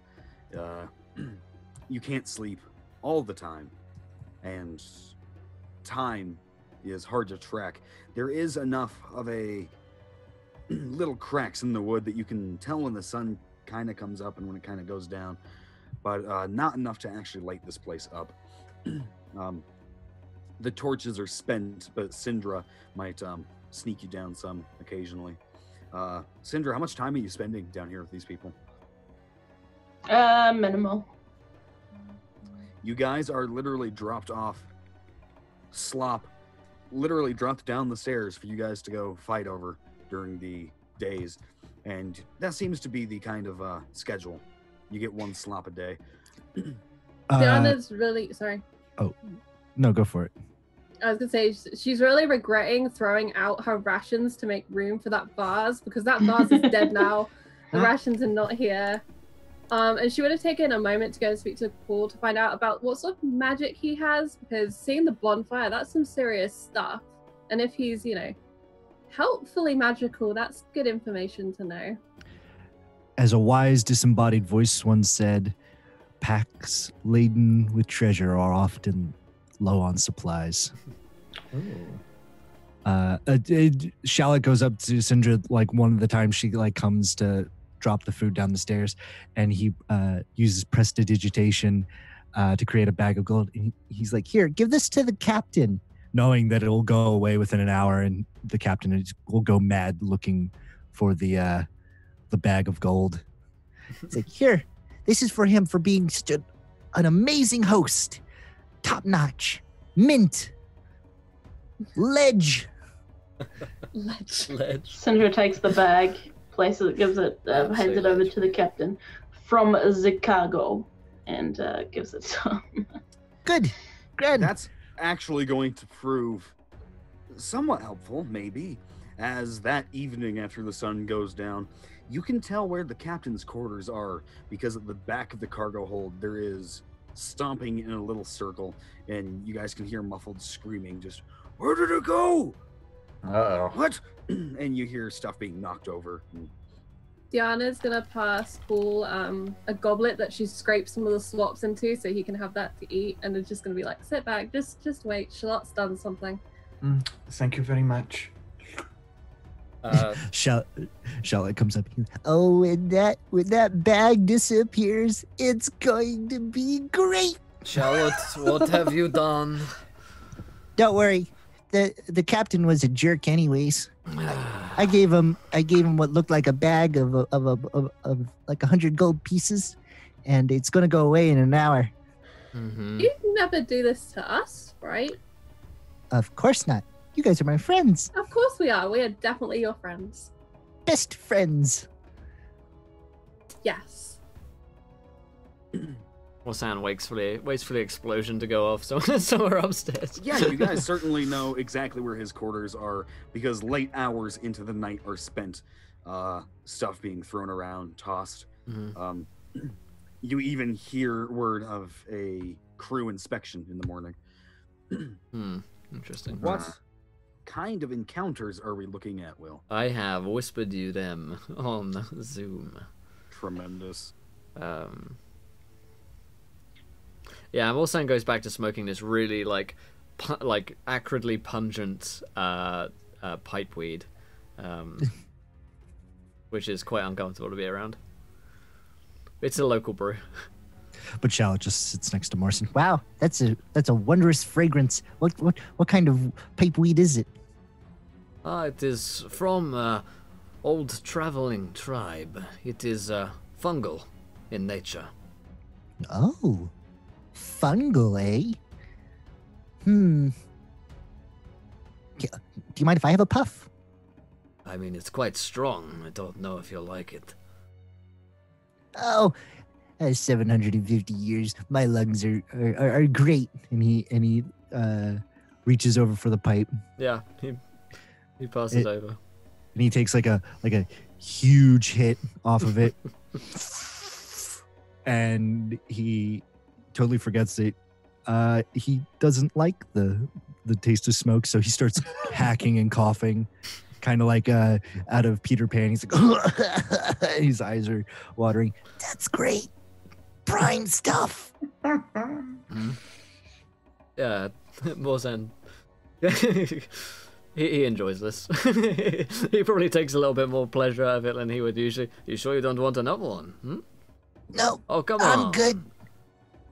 You liked it the first time. You need all of it yourself. Thanks. And he kind of like goes over and sits with Qual. But it's like that awkward sit where he just sits and he kind of like just stares off into the distance. Qual sits up a little bit and raises a finger and looks over at Morrison and says, oh, my friend, how hallucinogenic would you say that is? No, not nearly enough. I can wait, that was hallucinogenic? I can mix something together for you if you want that, though. Oh, no, not... maybe if I need to meditate. Thank you. No worries. I traded for a while in my time. Oh, really? Purely pipeweed. Yeah, quite a good business. And then, well... I made my own out of desert flowers and cactus juice when I was living alone. It helps me communicate with the shadows. Sure it does. Let's not give any of that to Charlotte. The next morning, you're all... When you are kind of waking up, it's very humid today. And there's more light than usual shimmering up from beneath you. You guys can still smell salt. You can even hear the occasional splashing. You are probably 6-7 feet above the ocean. Syndra, you know that there is a terrible, terrible storm cloud up ahead. There's this black, thundering, rolling cloud from the left side of the horizon to the right side of the horizon.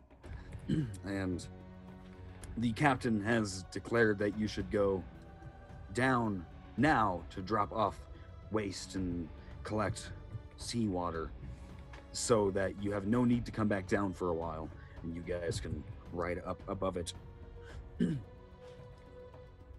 Oh boy. Daylight after good 5 days of being in the hold. Can I have reflex saves from everybody? Okay. Like dexterity, yeah. Let's see. Oh yeah, dexterity. Just Didn't have I 3. told myself I wasn't going to say that. That 3.5 life. And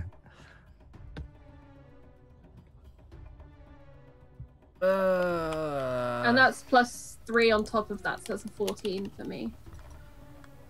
Let me find I'm me. more interested in the nat one I see down there.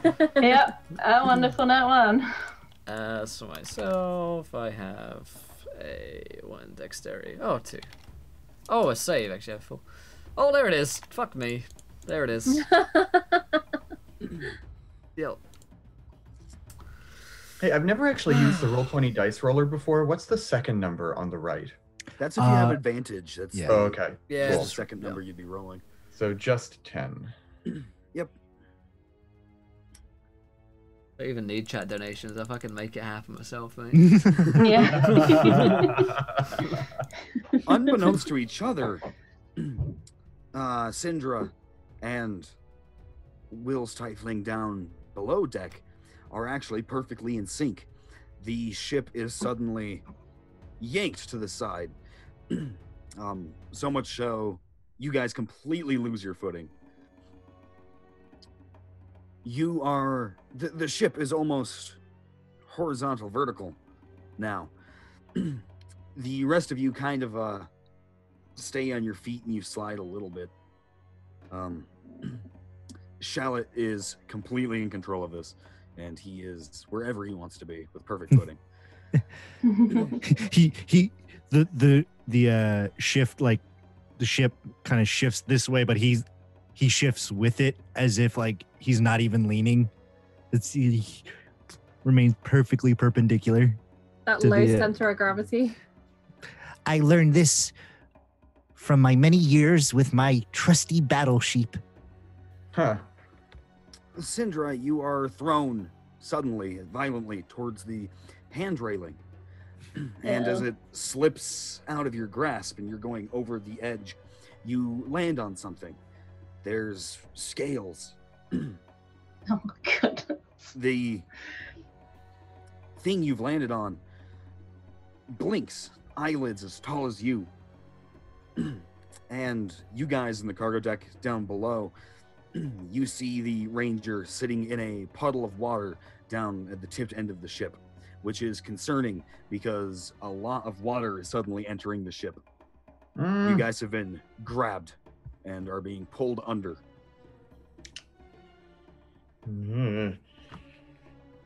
Looking up is at bad. the...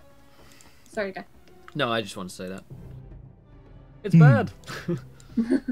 Looking up at the hatch or whatever it is that's like locking us down here, can I think of a way to like pick it or get it open? Because being trapped under here when the ship's going underwater doesn't sound great. No, it doesn't. Can I do some sort of investigation or... Yeah, it seems that it is latched from the top side, literally like a little wooden door stopper has been kicked between the hatch and the... So it's going to need a lot deck of of the ship. upwards force. Yeah. Okay. Well, I can't fix that with a lockpick. I look around for like the strongest looking dude or dudette. That's not too panicked and be like, we need to get this open now. Her gaze falls on me for a moment, and I just shake my head. No, it's not me. More Sand's got 15 in strength. You can give something a go. I will help. All right, give me a hand here. You were all three of completely them. waterlogged. Like it's up to your armpits already. I'm You're just down in this one little puddle. It's growing at the bottom. Yeah, can I like pull myself out of the puddle? Oh yeah, of course. Ever expanding puddle and like, you know, it's so awkward. Like it's like a half swim because my arms are still above the water.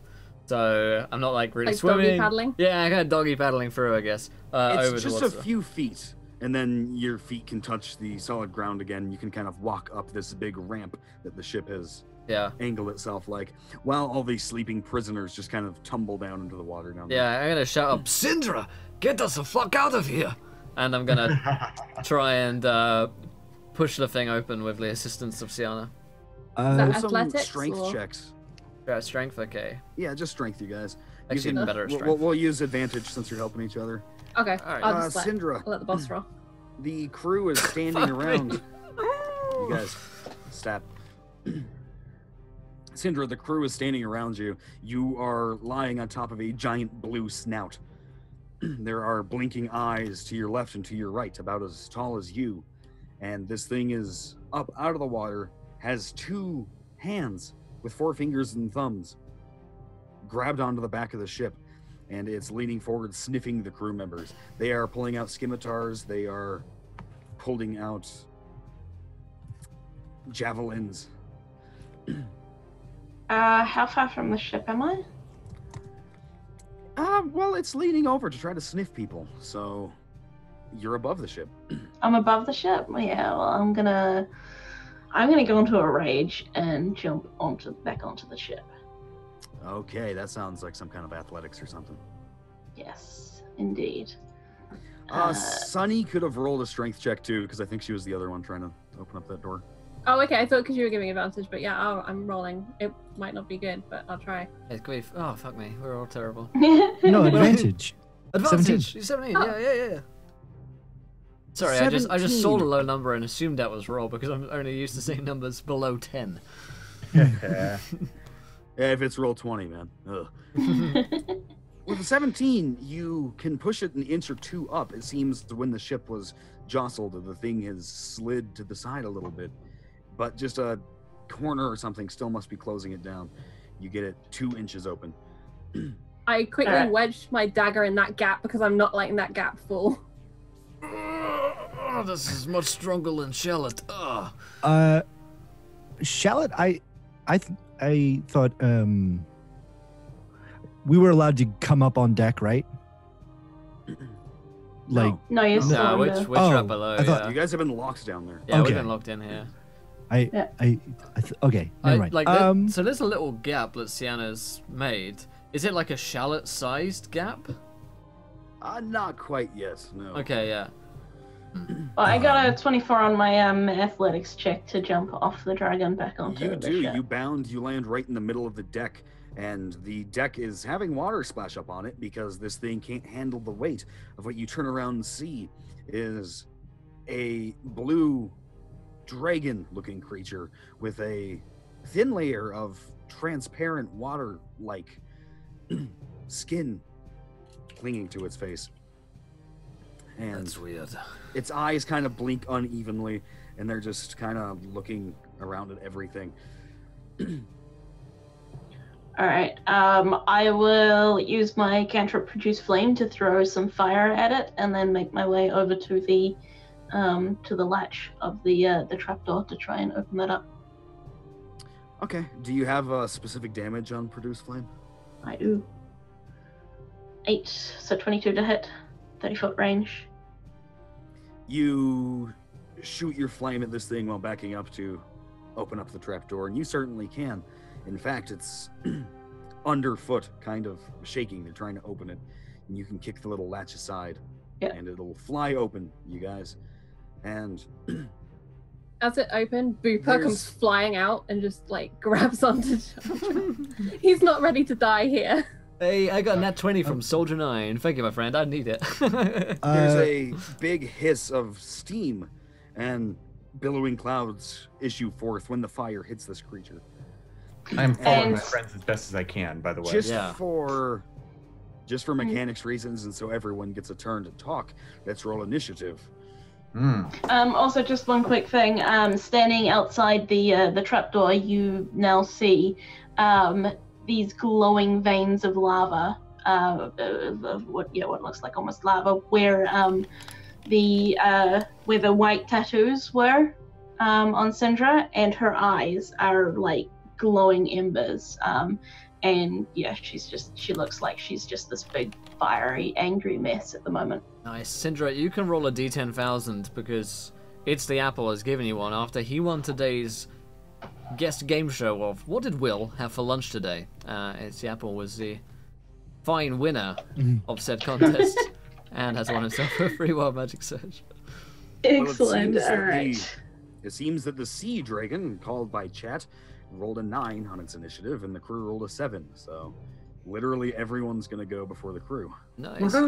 Your rolled. Me apparently. Your Let's hear this magic surge. yeah. What happens when you shoot the dragon? Yeah. 2,971. If hit by a bludgeon on a natural 20, the caster's strength is halved. Oh, that no. would suck so For how much for a long? barbarian. It doesn't say. I For mean, how- let's have to Strider. I mean, Indefinitely? Oh, I mean, God. you know, this is Oh, God. Strider's cool, of course. Well, if at all this thing happens, I mean, it's unlikely to, right? Oh, yeah, of course. That'll never. Rocks fall.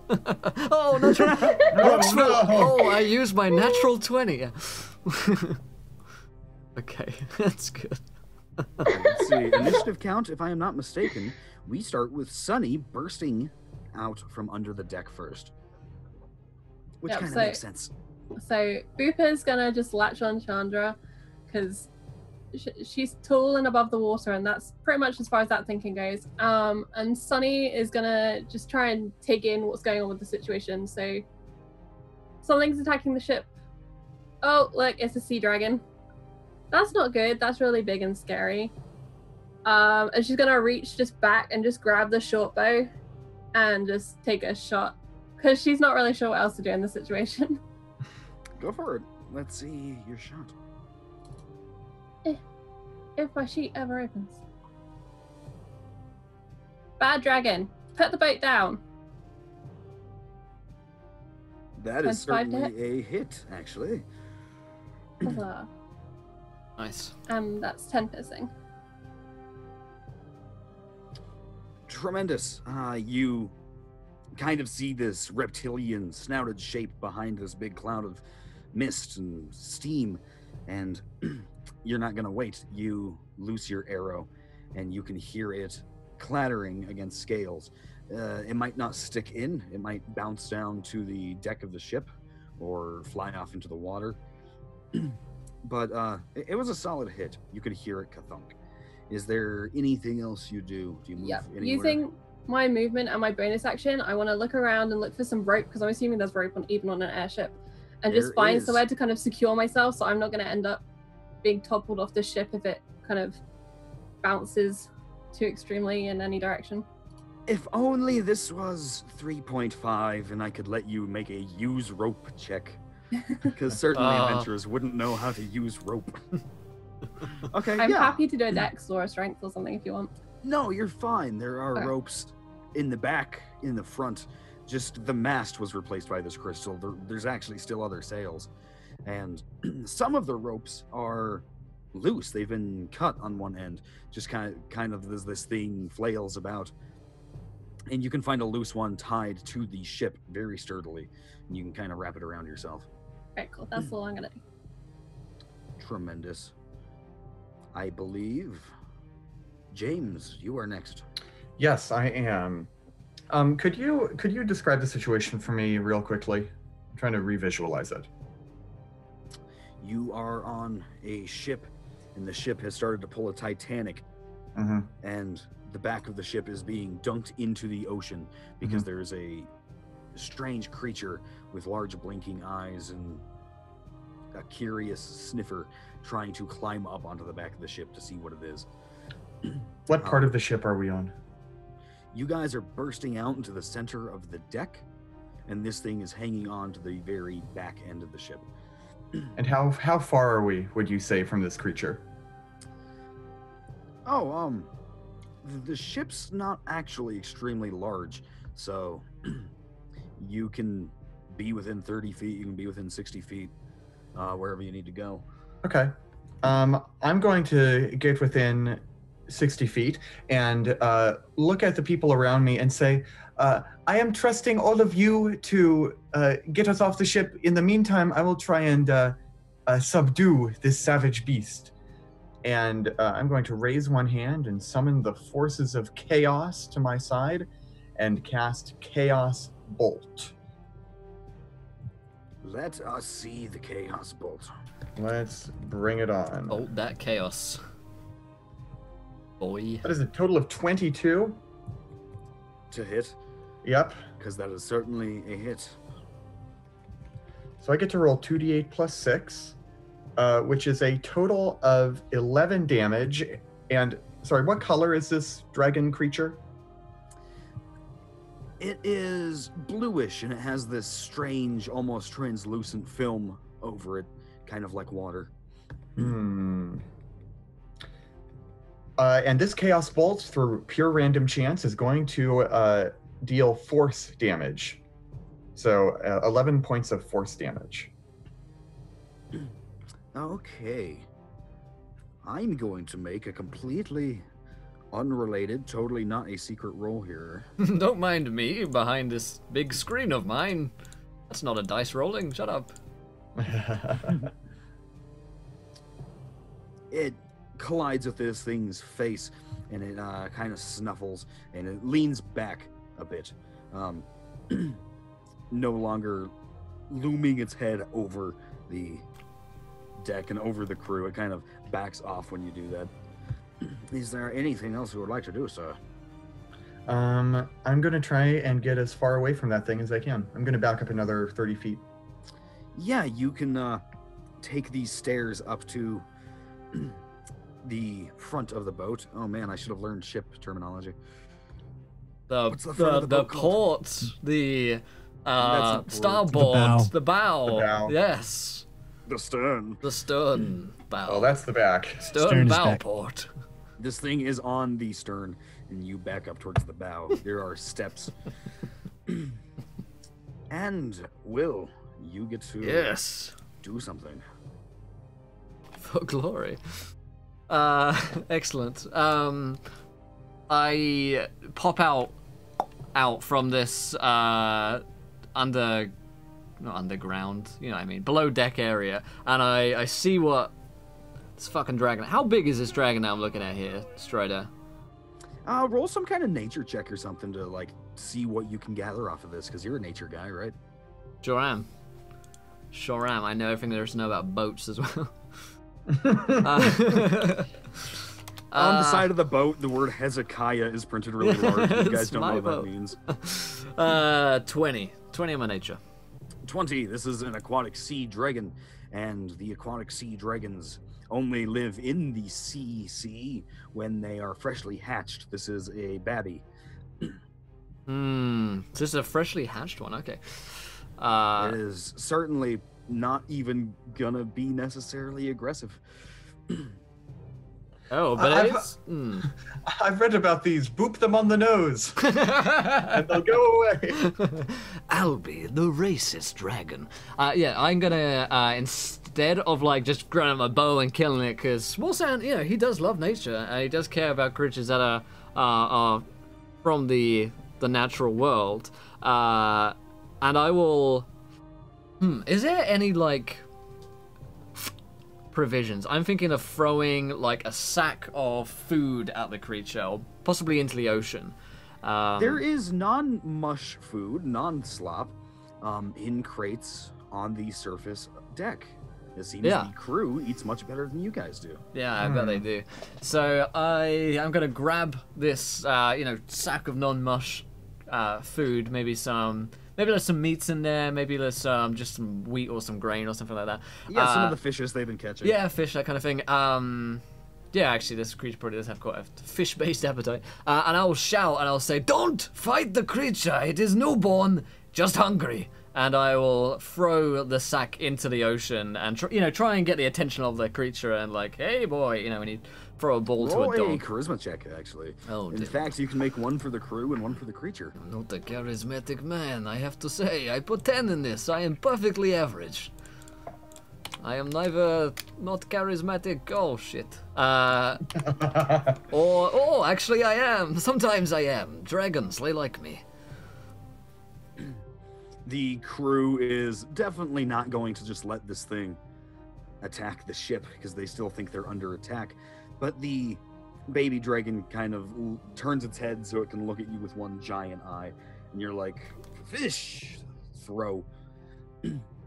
And it lets go enough that the ship rocks and shakes again as it flattens itself out. Water stops pouring up onto the ship. It turns its head and it's able to gobble it up in one bite. And then instead of hanging onto the ship, kind of like a baby duckling, it just kind of sits there, head poking up out of the water, and just kind of floats along behind you guys. Yeah, I'm gonna get in front of the... I mean, this might not be still my turn, so tell me if I need to wait or whatever, but he will be headed towards that area to kind of like stand in front of it as best he can. I mean, he's small and dragon is huge, but to kind of be like, you know, put his hands up and so other people don't start firing at the creature. Kind of get in the line of sight, I guess. Don't shoot it. It's a little friend, you see? I've ended my turn, or if we're not still in combat, then... Yeah. That'll be the end of your turn. The crew does look a little confused. They're not so bloodthirsty now that the dragon is actually off of the ship. But, You are saying that massive beast is our friend? I'm not saying it's our friend, but I'm saying it's not our enemy. Okay. It's like organized religion, or something like that. Well, I am very glad it is not our enemy then. It makes me quite happy. it is the dragon's turn next. It sticks its snout into the water and blows some bubbles, and then sticks its head back up. It is the shallot's turn. Too cute. Alex, you muted me. He pops up out of the cargo hold. What is it? That's a sea dragon. Uh-oh. Sea dragon. I got this. I understand. I'll scare it off. It'll be great. He says to himself as he like comes out. He opens up the locket and pulls out the little bit of fleece, and he looks at the dragon and concentrates, and he's like, "Peer into your nightmares and fear me." And he casts Phantasmal Force on the dragon. Ooh. Link me some Phantasmal Force, friend. That would be Link me that this force, little gem. Is it going to? Oh, yeah, level. Yeah, this one.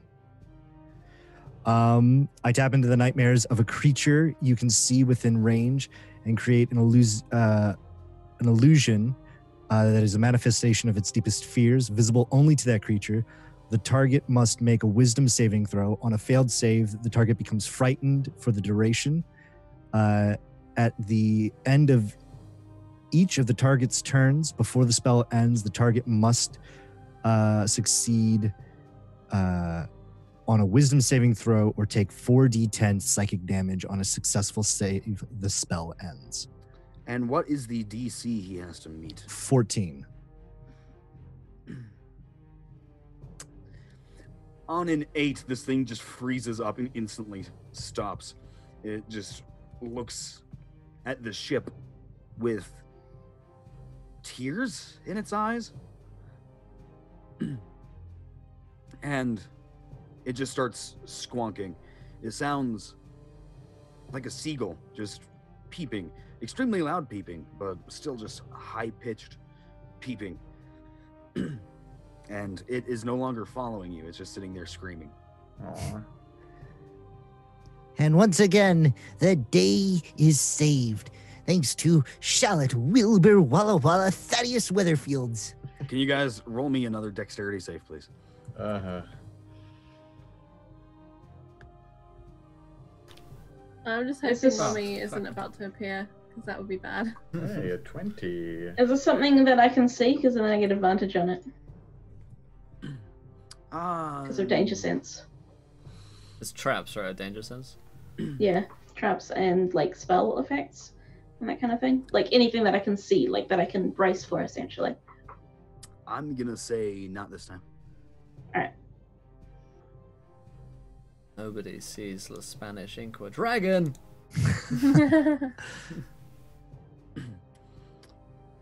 Shallot is pitched to and fro, sliding across the slippery deck as thunder from the giant thundering clouds ahead rocks the ship.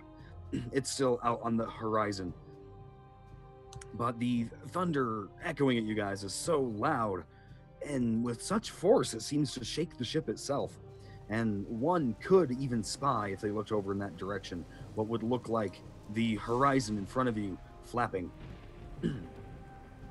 The storm clouds from left to right side of the horizon slowly rising up and down.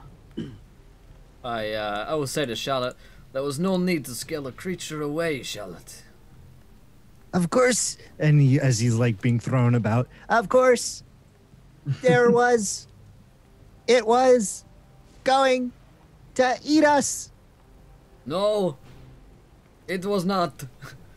Why are we talking like this?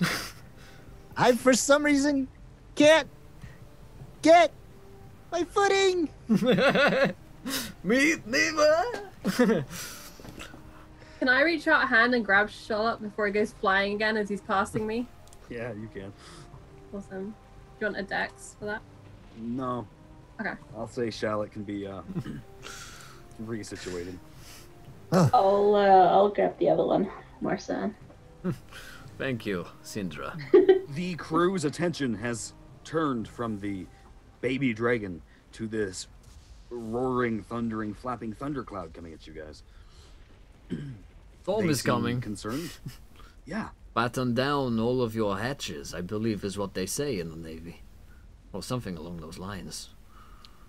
Is that Or, what they say? They say a lot of things in the Navy. Captain, can we get out of here fast, please? Most of them I Now. can't say.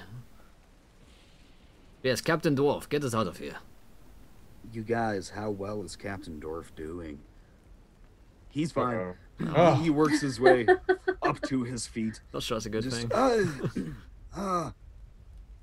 What are you doing above deck, you? And then the thunder rocks the ship. Just, aye. Gets at the helm, which is a big turning wheel, like you would expect to see on an actual ship, but it can go forward or backwards. And he pulls it backwards, almost to the point you guys are vertical. God, a forward wheel. That's incredible.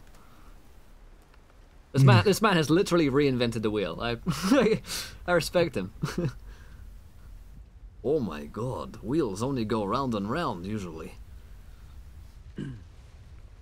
He leans it back towards himself, and you guys pitch upwards towards the sky. And- Captain, is going through storm such a good idea? You guys are going to go up above the storm, and moments later, the storm comes rushing past you with the winds and speed like you have never seen before.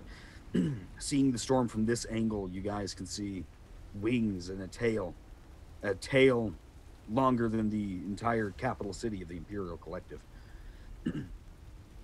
You don't see scales or eyeballs. You just see rumbling storm clouds, and it rushes towards the peeping baby duck dragon thing down below. And the captain finally lets go, and you guys even out. And he falls to his butt and kind of tries to wipe some of the sweat off his forehead. Charlotte watches the mother swoop down to its baby. Oh, it Yeah. was a baby. That's right, you just scared away a little baby. Can you imagine how terrified it must be? Oh, now I feel terrible. You know, at first glance, a dragon looks like a dragon, but now that I know it was a kid, I feel terrible. Maybe I should go down and apologize. No, that's not a good idea. The mother would not. No, you don't need to do that. She would not be happy to see you. Right. But perhaps dragons are like children in Alhara. It is honor to be scared as child. Oh. Oh. Well, I did it a great honor then. No, don't think so. But maybe, who knows? It will grow up strong and ready to fight.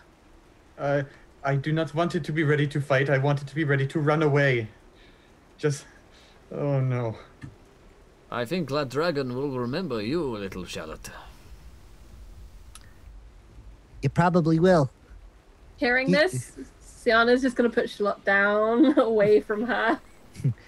In fact, I feel like this is going to come around and bite me in the ass one day. Maybe, as we all look at the camera. Yeah. and the credits roll. Maybe so, Charlotte, but for now, I think I like it up here on deck. Yep. The captain is standing up and he's holding his head and just... What the hell's the cargo? I mean, yes, cargo boxes, but what are the guests doing up here? We have freed ourselves from your captivity, Master Dwarf. Captivity? Yes. And we've saved your ship from a terrible dragon. Baby dragon, but yes. What is Charlotte's charisma like? Because I want you to make a charisma check right now. His fine. I was going to use Insidious spell, but since he failed, didn't need to worry about that. It's an 11. He kind of sits there, playing with his beard, thinking, just, I wouldn't suggest putting us back below deck. They help us fight. They stay above board. Can I make an intimidation check to intimidate? Yes, please do. I would love to see that. Excellent. 18. I'm the captain here, and, capital idea. I'm glad I thought of it. Yes. Oh, it was a 10. Indeed. It was a 10 out of 10 best idea ever. Top More than 10 18 out of best. 20. Top 10 best ideas. Good. That's us. I will take a position in the crow's nest. Assuming I there is think one. that now that the mother dragon has her child, she will not be bothering us anymore. Exactly. Mother comforting the child. We are perfectly safe. Perfectly safe. What And- could go wrong? And we know who to offer up in case Mama Dragon does come back. Eh? Shallot nods as he creates a minor illusion of himself, and he's like, "That one." Yes, that one. My eyes have been very bad recently, Charlotte. Did I mention that? No. Makes- Unfortunately, I have no tinctures to give you to fix that. Makes it very difficult for me to tell you apart from that little illusion of yours. I get that a lot. All right, well, don't get into any more trouble whilst I'm up there. No problem. I'm going to look over the deck of the ship, off into the ocean beyond. Do I see land from where I'm standing? You do not, no. Oh boy. Yeah, I'm gonna jump up into the crow's nest and just take a survey. They have a crow's nest in the Surveil. back and in the front. There is no mast, so you have no crow's nest in the middle. Which one would you like to ascend? I'll jump in the front one. Okay. I mean the bow one. It's the bow, right? Yeah. Front of the ship. Come on, Strider. This is stuff you know. This is boat 101. Yeah, I jump in the front one. Okay. The front one. Official name. That's what I'd call it if I had a boat. The name of the boat is the front one. That evening, you guys are treated to a dinner on above deck. Did those folks like drown downstairs? Those prisoner guys? Yeah, we accidentally kill them all. Don't worry about them. They are prisoner scum. They're actually surprisingly fine, and they are locked back up because they didn't help. Well, Unless you guys are. They didn't help because they were drowning because of us. They were asleep and up to their necks in water. We The totally one guy's like, sorry, we didn't help. We too busy drowning. No excuses. And anyone who is prone to cooking can participate in whipping up a feast tonight. Who wants to participate? I'll help. Knowing that this very well might be a viewer decision. I will also cook. Yes, that is 30 retweets as well, I notice. I will make my famous onion pie. How close are we to Ad al-Hara? What's that? How close are we to Ad al-Hara at this point? You'll be there in 30 hours. All right. Time for one last feast. I'll join in. Yeah, I'll join in the cooking as well. I'm going to go in and say, I will make my famous cactus flower mud pie. And this is me, the player, fully expecting to get shooed out of here. Oh, cactus flavored mud pie. That sounds delicious. How about we have a main meal here, and we let Charlotte and Qual make the appetizer for those two? I think that's a brilliant idea, Mawson. Charlotte. Delicacies should be sampled in small amounts, after all. That's right. You two can get the very special meals. Perhaps share them with the inmates down below. The ways Oh, of these okay. city dwellers are so inscrutable. Are they not, Charlotte?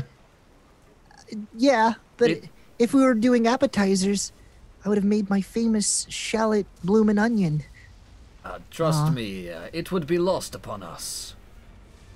All right. Well, the prisoners are gonna eat well tonight.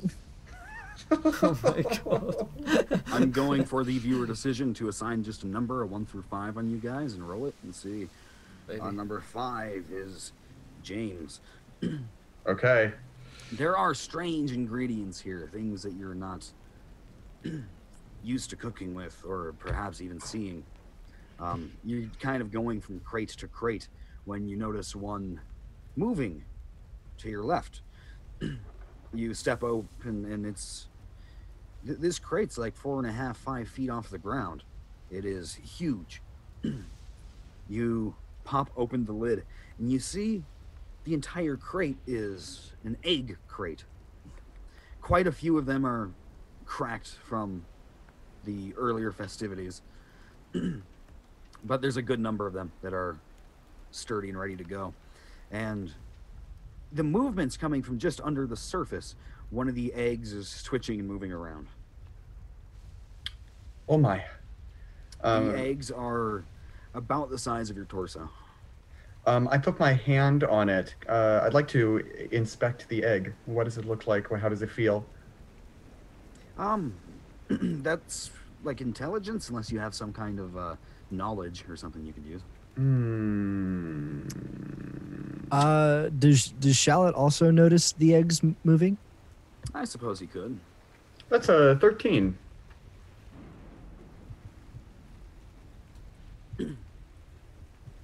Uh, 13 intelligence. some kind of large avian, obviously. Qual, Shallot says as he tugs on his dark robes. Yes, my small friend? I couldn't happen to notice, but that egg seems to be moving. May I see it? How heavy is this egg? 45 pounds. Okay. I look down to Charlotte, and I say, I am not sure I can lift it without dropping it on a moving boat. How about I lift you up? Perfect. Cool. And I grab him under his armpits, and I just hoist him up so he's eye level with the egg. And I would like to inspect the egg as well. Roll some smarts for me. Hey. This is a mammalian egg. A mammal has laid this. An avian mammal. You are inspecting this egg when from the inside, little flecks of egg start poking out towards you. You can spy a beak. I turn back to Qual. Well, it seems to be mammalian and avian, and it has a beak. There's only a handful of creatures that it could be. I'm just nodding along with him. Yes, I can see this as well. I believe this may be what you call a new friend for us. Or death. Death could be probably what it is too. No. This ship is filled with all sorts of people being sent to the new world. Why would they send death aboard this ship? What are you two up to? Oh, nothing at all. So you play nicely over there. I jump onto the egg to cover it with my robes. Nothing. We are considering eggs to make omelets with. Yes. This one is far too raw. Far too raw. We need rawer. What did you just say? Mammal egg. This egg is far too raw. So you want the chicken? So, looking down, you cover it up, and looking down, there is a humongous eye staring right up at you. Please let this bite you in the ass. Literally. And I look over at Quill. It has a huge eye and a beak. I think we're dealing with an owl. Like a very baby owl. There are very baby owl eyes glaring up at you. And you guys all hear peeping and squonking coming from that side of the room. What did you do, Charlotte? What are you doing over there? That is just me trying my bird calls. Oh, Qual! Those are wonderful. Wonderful. Is he trying to say his name?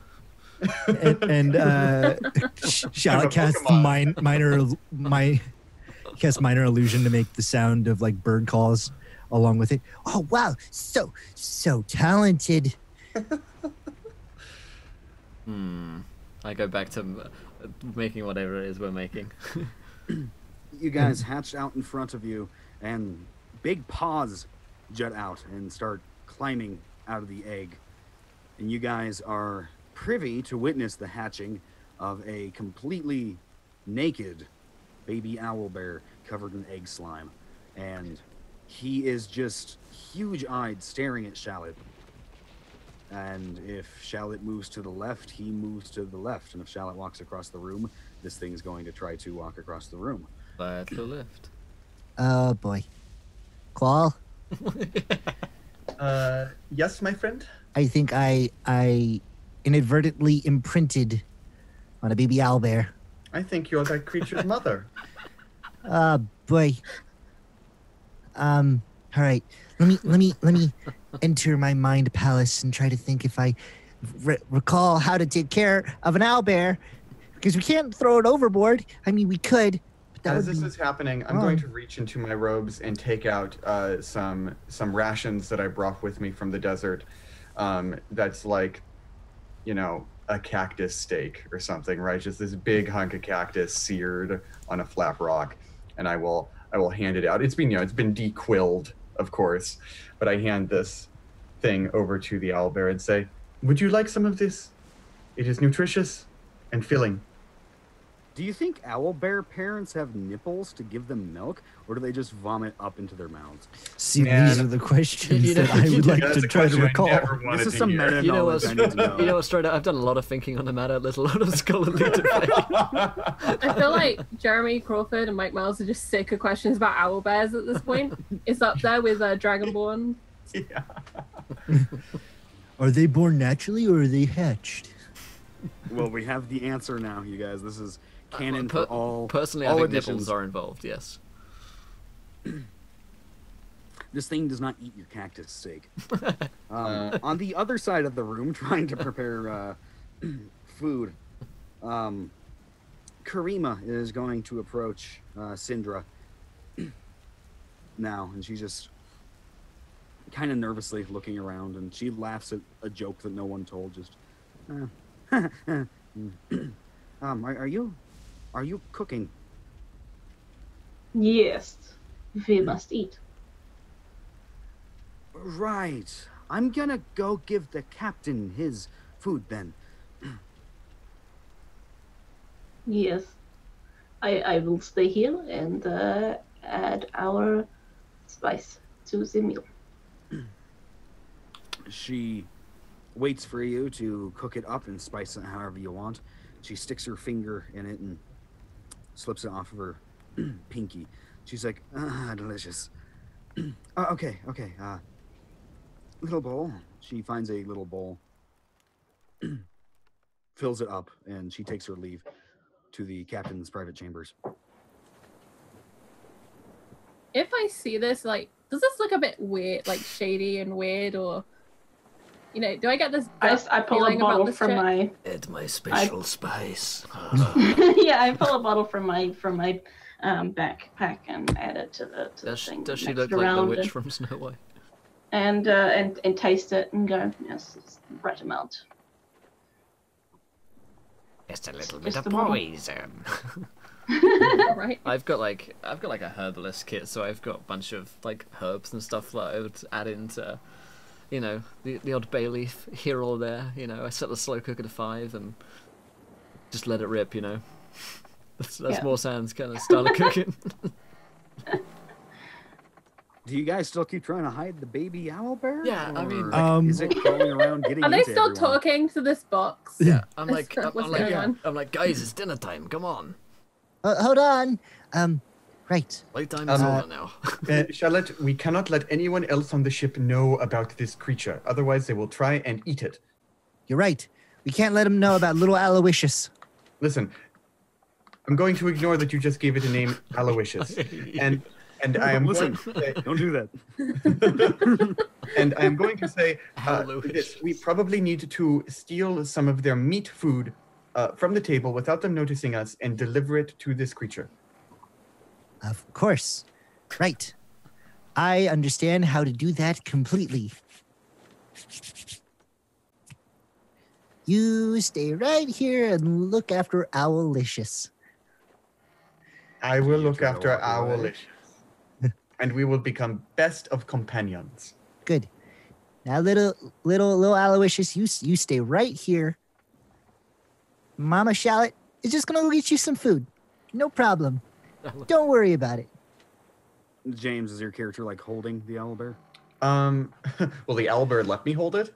Because if it will let me hold it, I am definitely holding it. You're trying to hold it still, and Charlotte starts walking away, and it starts squonking very loud. Oh boy. Oh, darn it. No, You I guys have can it. all hear that, like very. Yeah, I'm like, very what is that obviously. noise? Come on now, Qual. Sorry, I stubbed my toe. What have you got over there? I walk over. Charlotte, perhaps it would be more advantageous if you kept your child safe, and I was the one to get the meat food.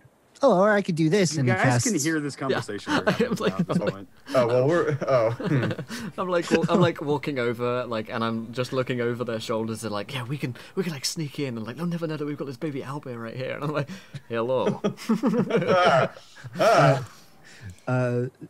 Shallot's like, oh, don't worry, I got this. And he like casts mirror image and creates 4 shallots. They'll never know the difference. All right. Shallot number 1. You stay right here. Oh. Oh, hello. Hello there, little friends. there. It Hi. seems as though you have given birth. Yes, Congratulations you to can the help us lucky. keep this little secret, yes? Well, first of all, it is a baby, and it needs to be looked after properly. Don't think it's Exactly. in the right hands of Charlotte there. Hey, I raised a sheep from Well, Charlotte, from babiness to demoness. let's talk about your record. The sheep is gone, and also became a demon. Secondly, that baby dragon there, you're scared right away. So I think Well- I can help well, teach you how to He look may not after be a it. very good mother, but he is its mother nonetheless. Right, I try my best. I will help you, if you must. But I think finding its mother is really the best thing to do. Right. Do you know what a baby owlbear eats? I know where to find owlbears, I suppose. But what do they eat? I do not think that the mother is on board this ship. No. Where did it come from? The box. the box of eggs. The what? A box of eggs. Oh, I look inside. Like how many of these babies are we looking at? Well, like I said, the majority are smashed, and Okay. the Oh, other good. ones don't have any, Great. don't show any signs of moving. Well, like I said, most of the babies are dead. So, oh, fantastic. Grand. Oh, fucking brilliant. So, like, Morsan's like face just like falls at this point as he sees all of the the cracked eggs and the dead embryos inside. It's like this is terrible. Yeah. Nobody knew to handle with care babies are on board. This is just terrible. This was the only one that made it out. Unfortunately. But we gotta get it food. Then they're probably shipping it from the Imperial colonies over to Ard al-Hara. Maybe there is a buyer there that we can find once we reach the mainland. Invasive species. Wonderful. At this point, like, Booper is like slow clap. scuttling. Fuck yeah. Sorry, go ahead. At this point, Booper's like scuttling over and he's dragging like a small bit of meat that Sienna's given to it because Sienna's losing all patience with what's going on.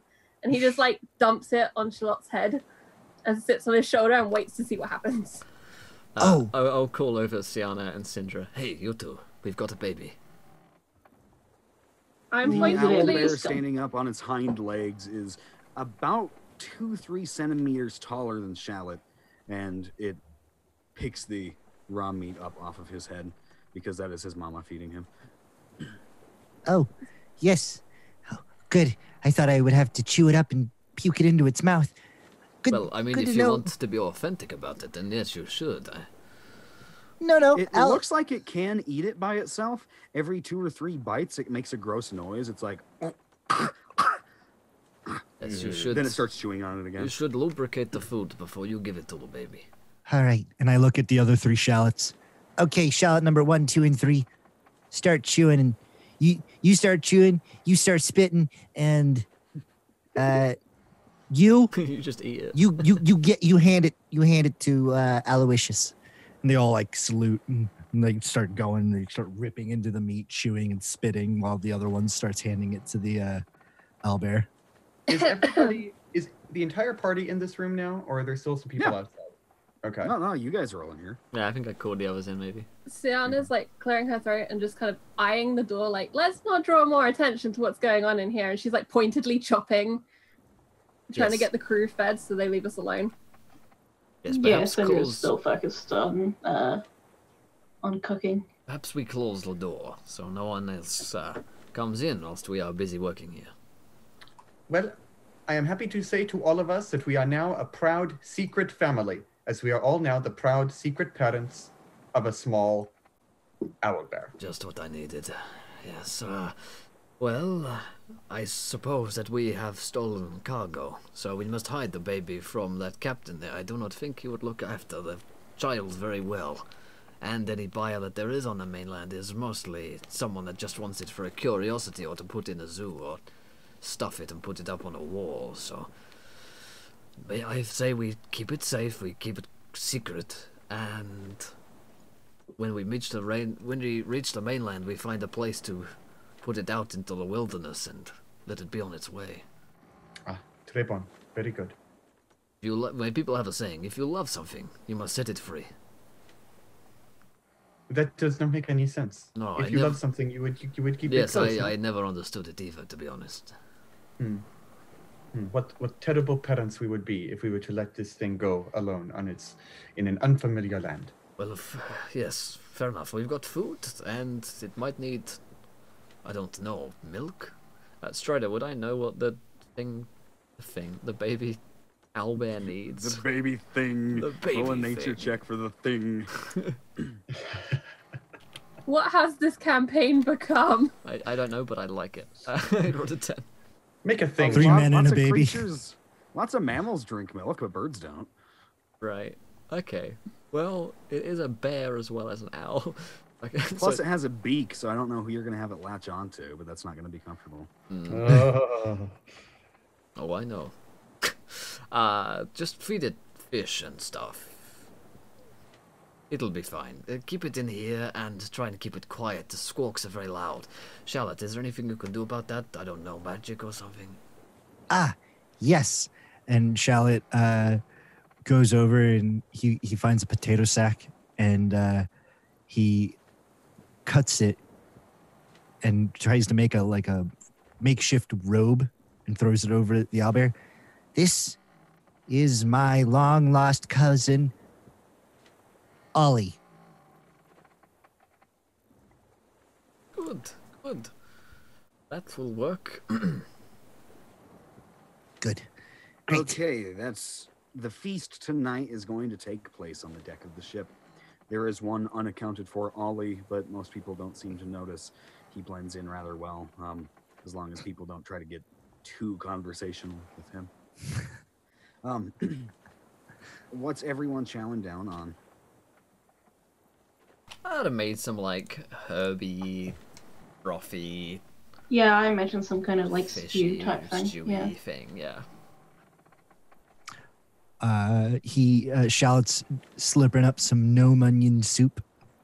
Did you say he's slippering up? That sounds so. We have stews, soups, breads, eggs, all kinds of yummy things. No, not eggs, straight up. I'm not eating a dead fucking No. baby. And I'm now questioning the meat. Dude, Yeah, eggs if come one from of them was places, fresh man. enough to hatch a live owlbear, like, I don't want to look in that box. Yeah. Like, that's just... Some places it is delicacy. For the rest of this voyage, I am vegan.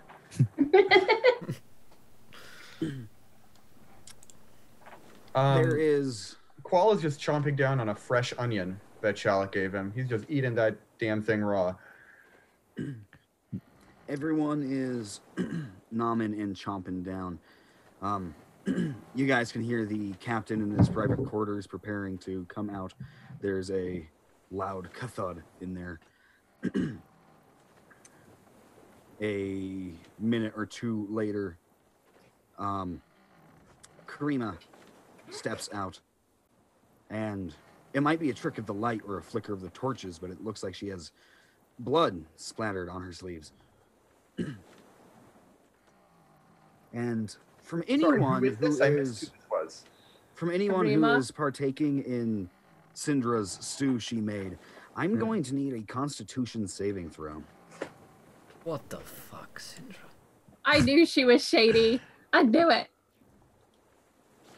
She was. Oh, there we go. First actual good roll again. No, man, I'm just eating that onion. I'm just eating sweet onion soup. That sweet, sweet onion. Oh, excuse me. Thought I was muted. There are the Ardians, the Imperial people all come together as one because there is food involved. Everyone's chowing down. Shallot, could I get a Constitution save from you too? Oh, I'm eating my own food that I made. The gnome onion soup. Mr. Paranoid? Well, they said they didn't want any, so I had more for myself. Sindra would have made sure that there's like a plate of stew placed in front of each person. Syndra is partaking, eating her own stew, and so is Karima. In fact, she's just guzzling it down by the bowlful, and all of the Ardians are slowly chewing away at theirs.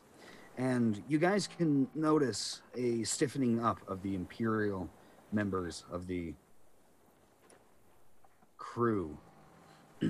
People kind of start coughing a little bit and trying to pop their necks. Wow. Stiff crowd. Charlotte says he looks over to like one of the crew members who's just like he's absolutely rigid. Hey, man. Calm down. You seem a little tense. The stew's not that bad, is it? Sonny, you feel a sharp pain in your chest. And Syndra, you see your friend standing in the doorway, trying to hide her bloody sleeves behind her back, and she's not so subtly like eyeballing over towards Shallot and his Black Rose companion, just like, Can they breathe? I don't know. Can you speak? Is this charades? And I look over and I notice that she's gesturing, and I look over to the direction she's gesturing, and it's like, Are you gesturing towards Bill, the yeoman? Sandra's gonna pull another flask out of her backpack and take a glass and pour some into it and hand it to Charlotte. Drink this. Just with the most intimidating stare over him. I take the glass and I kind of look at her. Why? It will make you see the truth of the world. And thank the grant, Bad Boy Grant himself today's £10 to give a monster for Strider to throw at the pie. Thank you. Huh. How about you? Would you like to share? Seeing the truth of the world is why I came on this journey. I'll pull one for him as well and hand it to him. Here, Charlotte, hand that to me. Sure. Here you go. And he hands it over to Qual. when the glasses are both in your hands, you guys notice people literally dropping onto the deck of the ship, just completely rigid, just ka-thunk, ka-thunk. They are falling over, gasping, not moving though, not flailing about. And in fact, you only see this from the Imperial members of the crew. All of the Ardians are just sitting there politely eating their stew. I'm going to say in primordial to Sindrith. Actually, I'm afraid that this will have to wait. He has no accent when he's speaking primordial. I'm afraid this will have to wait. There are some other people who I think need tending to. They don't look very well. And so I put the glass on the table and I rush over to one of the downed folks, Imperials. Sonny, there is a sharp stabbing pain in your chest. Ow! Is it like indigestion? What is this? Are you okay? I'll try and roll a medicine check on her. Okay. He's a bit of a healer. Medicine is a +2. Excellent. Sir, no, sorry. I think you're dying. You feel for her pulse, and it takes you a second, and you poke into her wrist, and you can feel it. Her heart's going, bub, bub. Okay, you are dying. Something is poisoning you, I think. Something in the food. I look towards Syndra. What have you done? Wait a minute. And he looks down at the water. Does the liquid have any smell to it? Very floral. Smells like plants. Would I be able to discern what plants these are? You would have to make a knowledge roll or something, and it would be very difficult, but it would be possible. All right. I would like to make a knowledge roll. I'll make a sniff check, and I'd like to use my nat 20 that I got. Nat 20. You can smell nightshade, hemlock, literal heroin, some kind of opium, probably. Not heroin, but you can smell opium, hemlock, nightshade, and some other flower that you don't know. It's just nothing you've smelled before. Fair enough. Hemlock. I'm sorry. And he places the glass on the table. I have a tendency not to drink poisonous flowers. I don't feel so good. He has poisoned us. Syndra, You why? haven't felt a pulse out of Sonny in 30 seconds at all. Sonny, your chest is tightening. And Will, your character is feeling a little bit of a pain in his chest right about now. I look at Syndra. What's the cure? Jericho will show you the cure. Who the fuck is Jericho? Who's Jericho? I look over at Ollie. Ollie kind of like looks back at me, and he kind of does like a blink one eye at a time. It's like, I didn't think you'd know either. Sorry. and he looks over at Syndra. Who's Jericho? Where's the antidote? Is anyone a healer? I'm like over Sienna, I'm trying to help, but Charlotte, this is bad. Yeah, this is Karima bad. kind of runs over to Syndra, and from behind her back, she produces a large, curvy blade. Anyone that knows swords would know this is called a Chris blade because it goes like a snake, left, right, left, right. Because Chris is such a fucking snake. Yeah, dude. God, Chris. Fucking guy. I'm glad he's going- not here. Not trusted. I'm going to turn towards Syndra and say to her, I raise one hand which begins to glow this sickly green, and say to her, you think poisoning us is funny. Do you wish for me to poison you as well?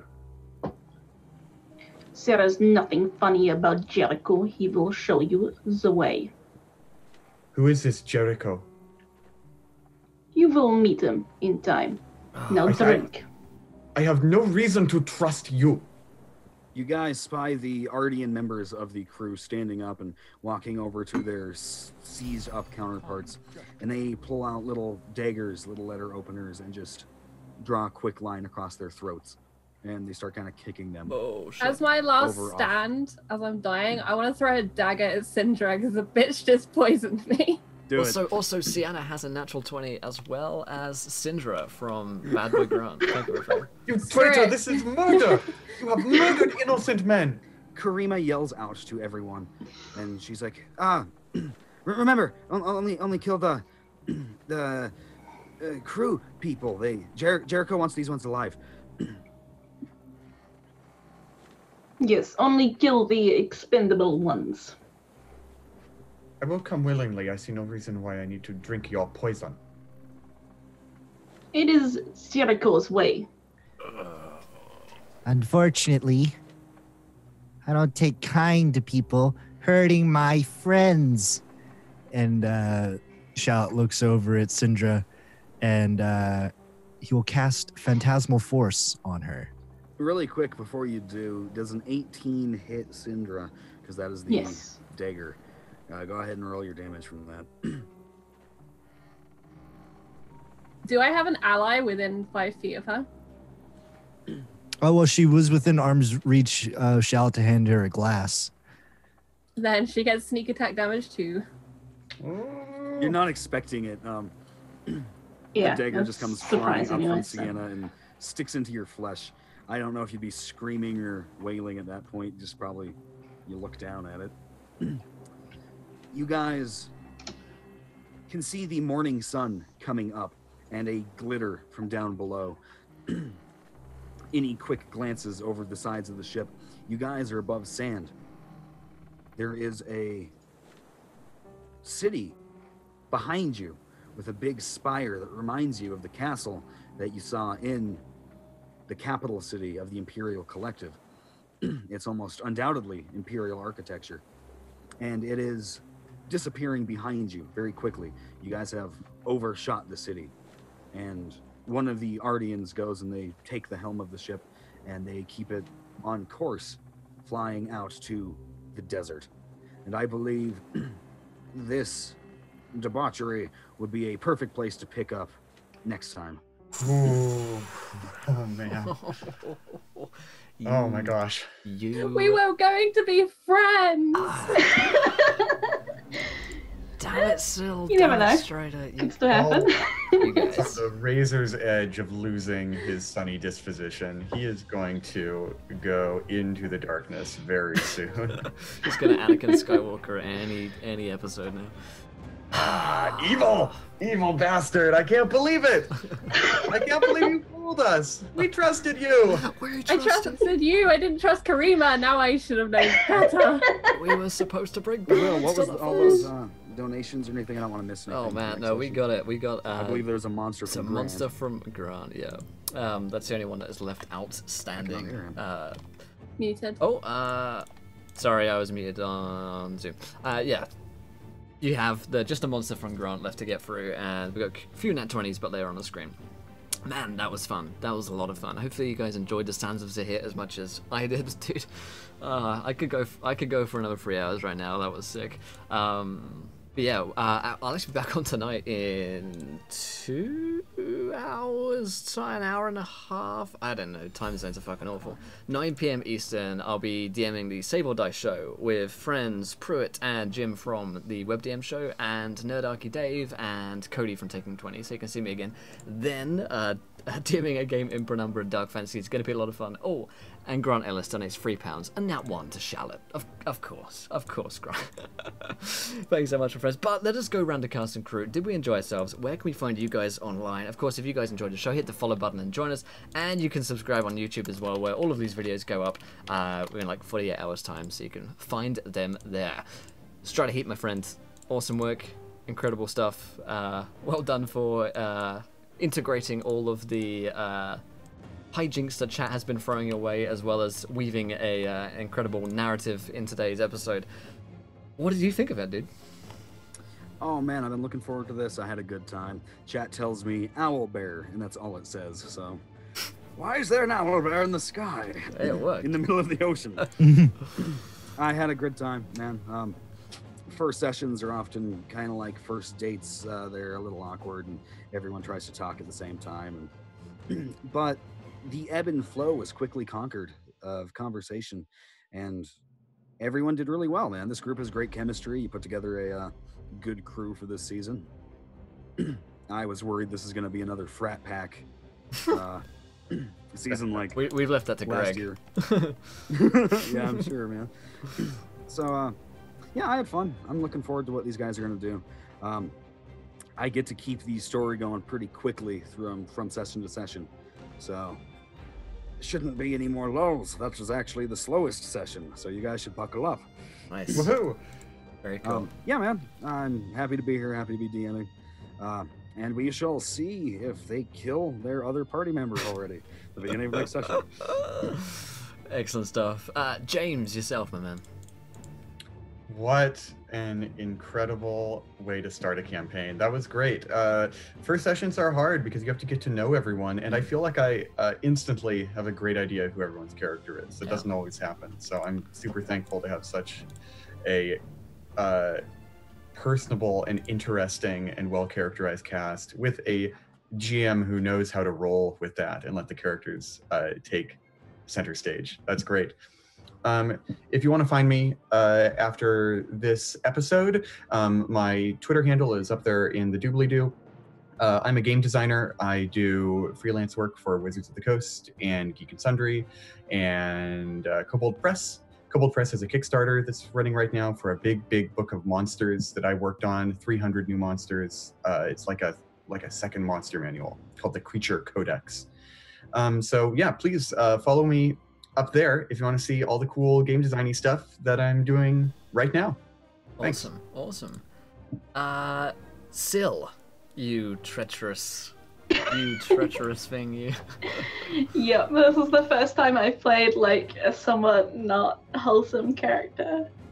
So, yeah, no, it was fun. Yeah, I'm really looking forward to see where this goes, and hopefully you guys don't kill me because I'm good, really. I am an illustrator and freelance designer. You can contact me on Twitter, or you can occasionally catch me live doing art on live stream on Twitch, both at Silflulu. And yeah, Amazing. Maybe I'll see you around. Amazing stuff. Alex. Hi, I'm Zippy Zippo. I had lots of fun today. I enjoy everybody's character, and I'm really excited to see how next week goes. You can find me here on Twitch at Zippy_Zippo, where I do a lot of variety gaming. Amazing stuff. Check it out. And Charlie. Best place to find me is just follow me on Twitter. I play in a whole host of other games that are all over the place. And this was amazing. I was really nervous coming into today, and it's just been really cool to meet everyone. And I'm really sad that I was the first one to pull friendly fire.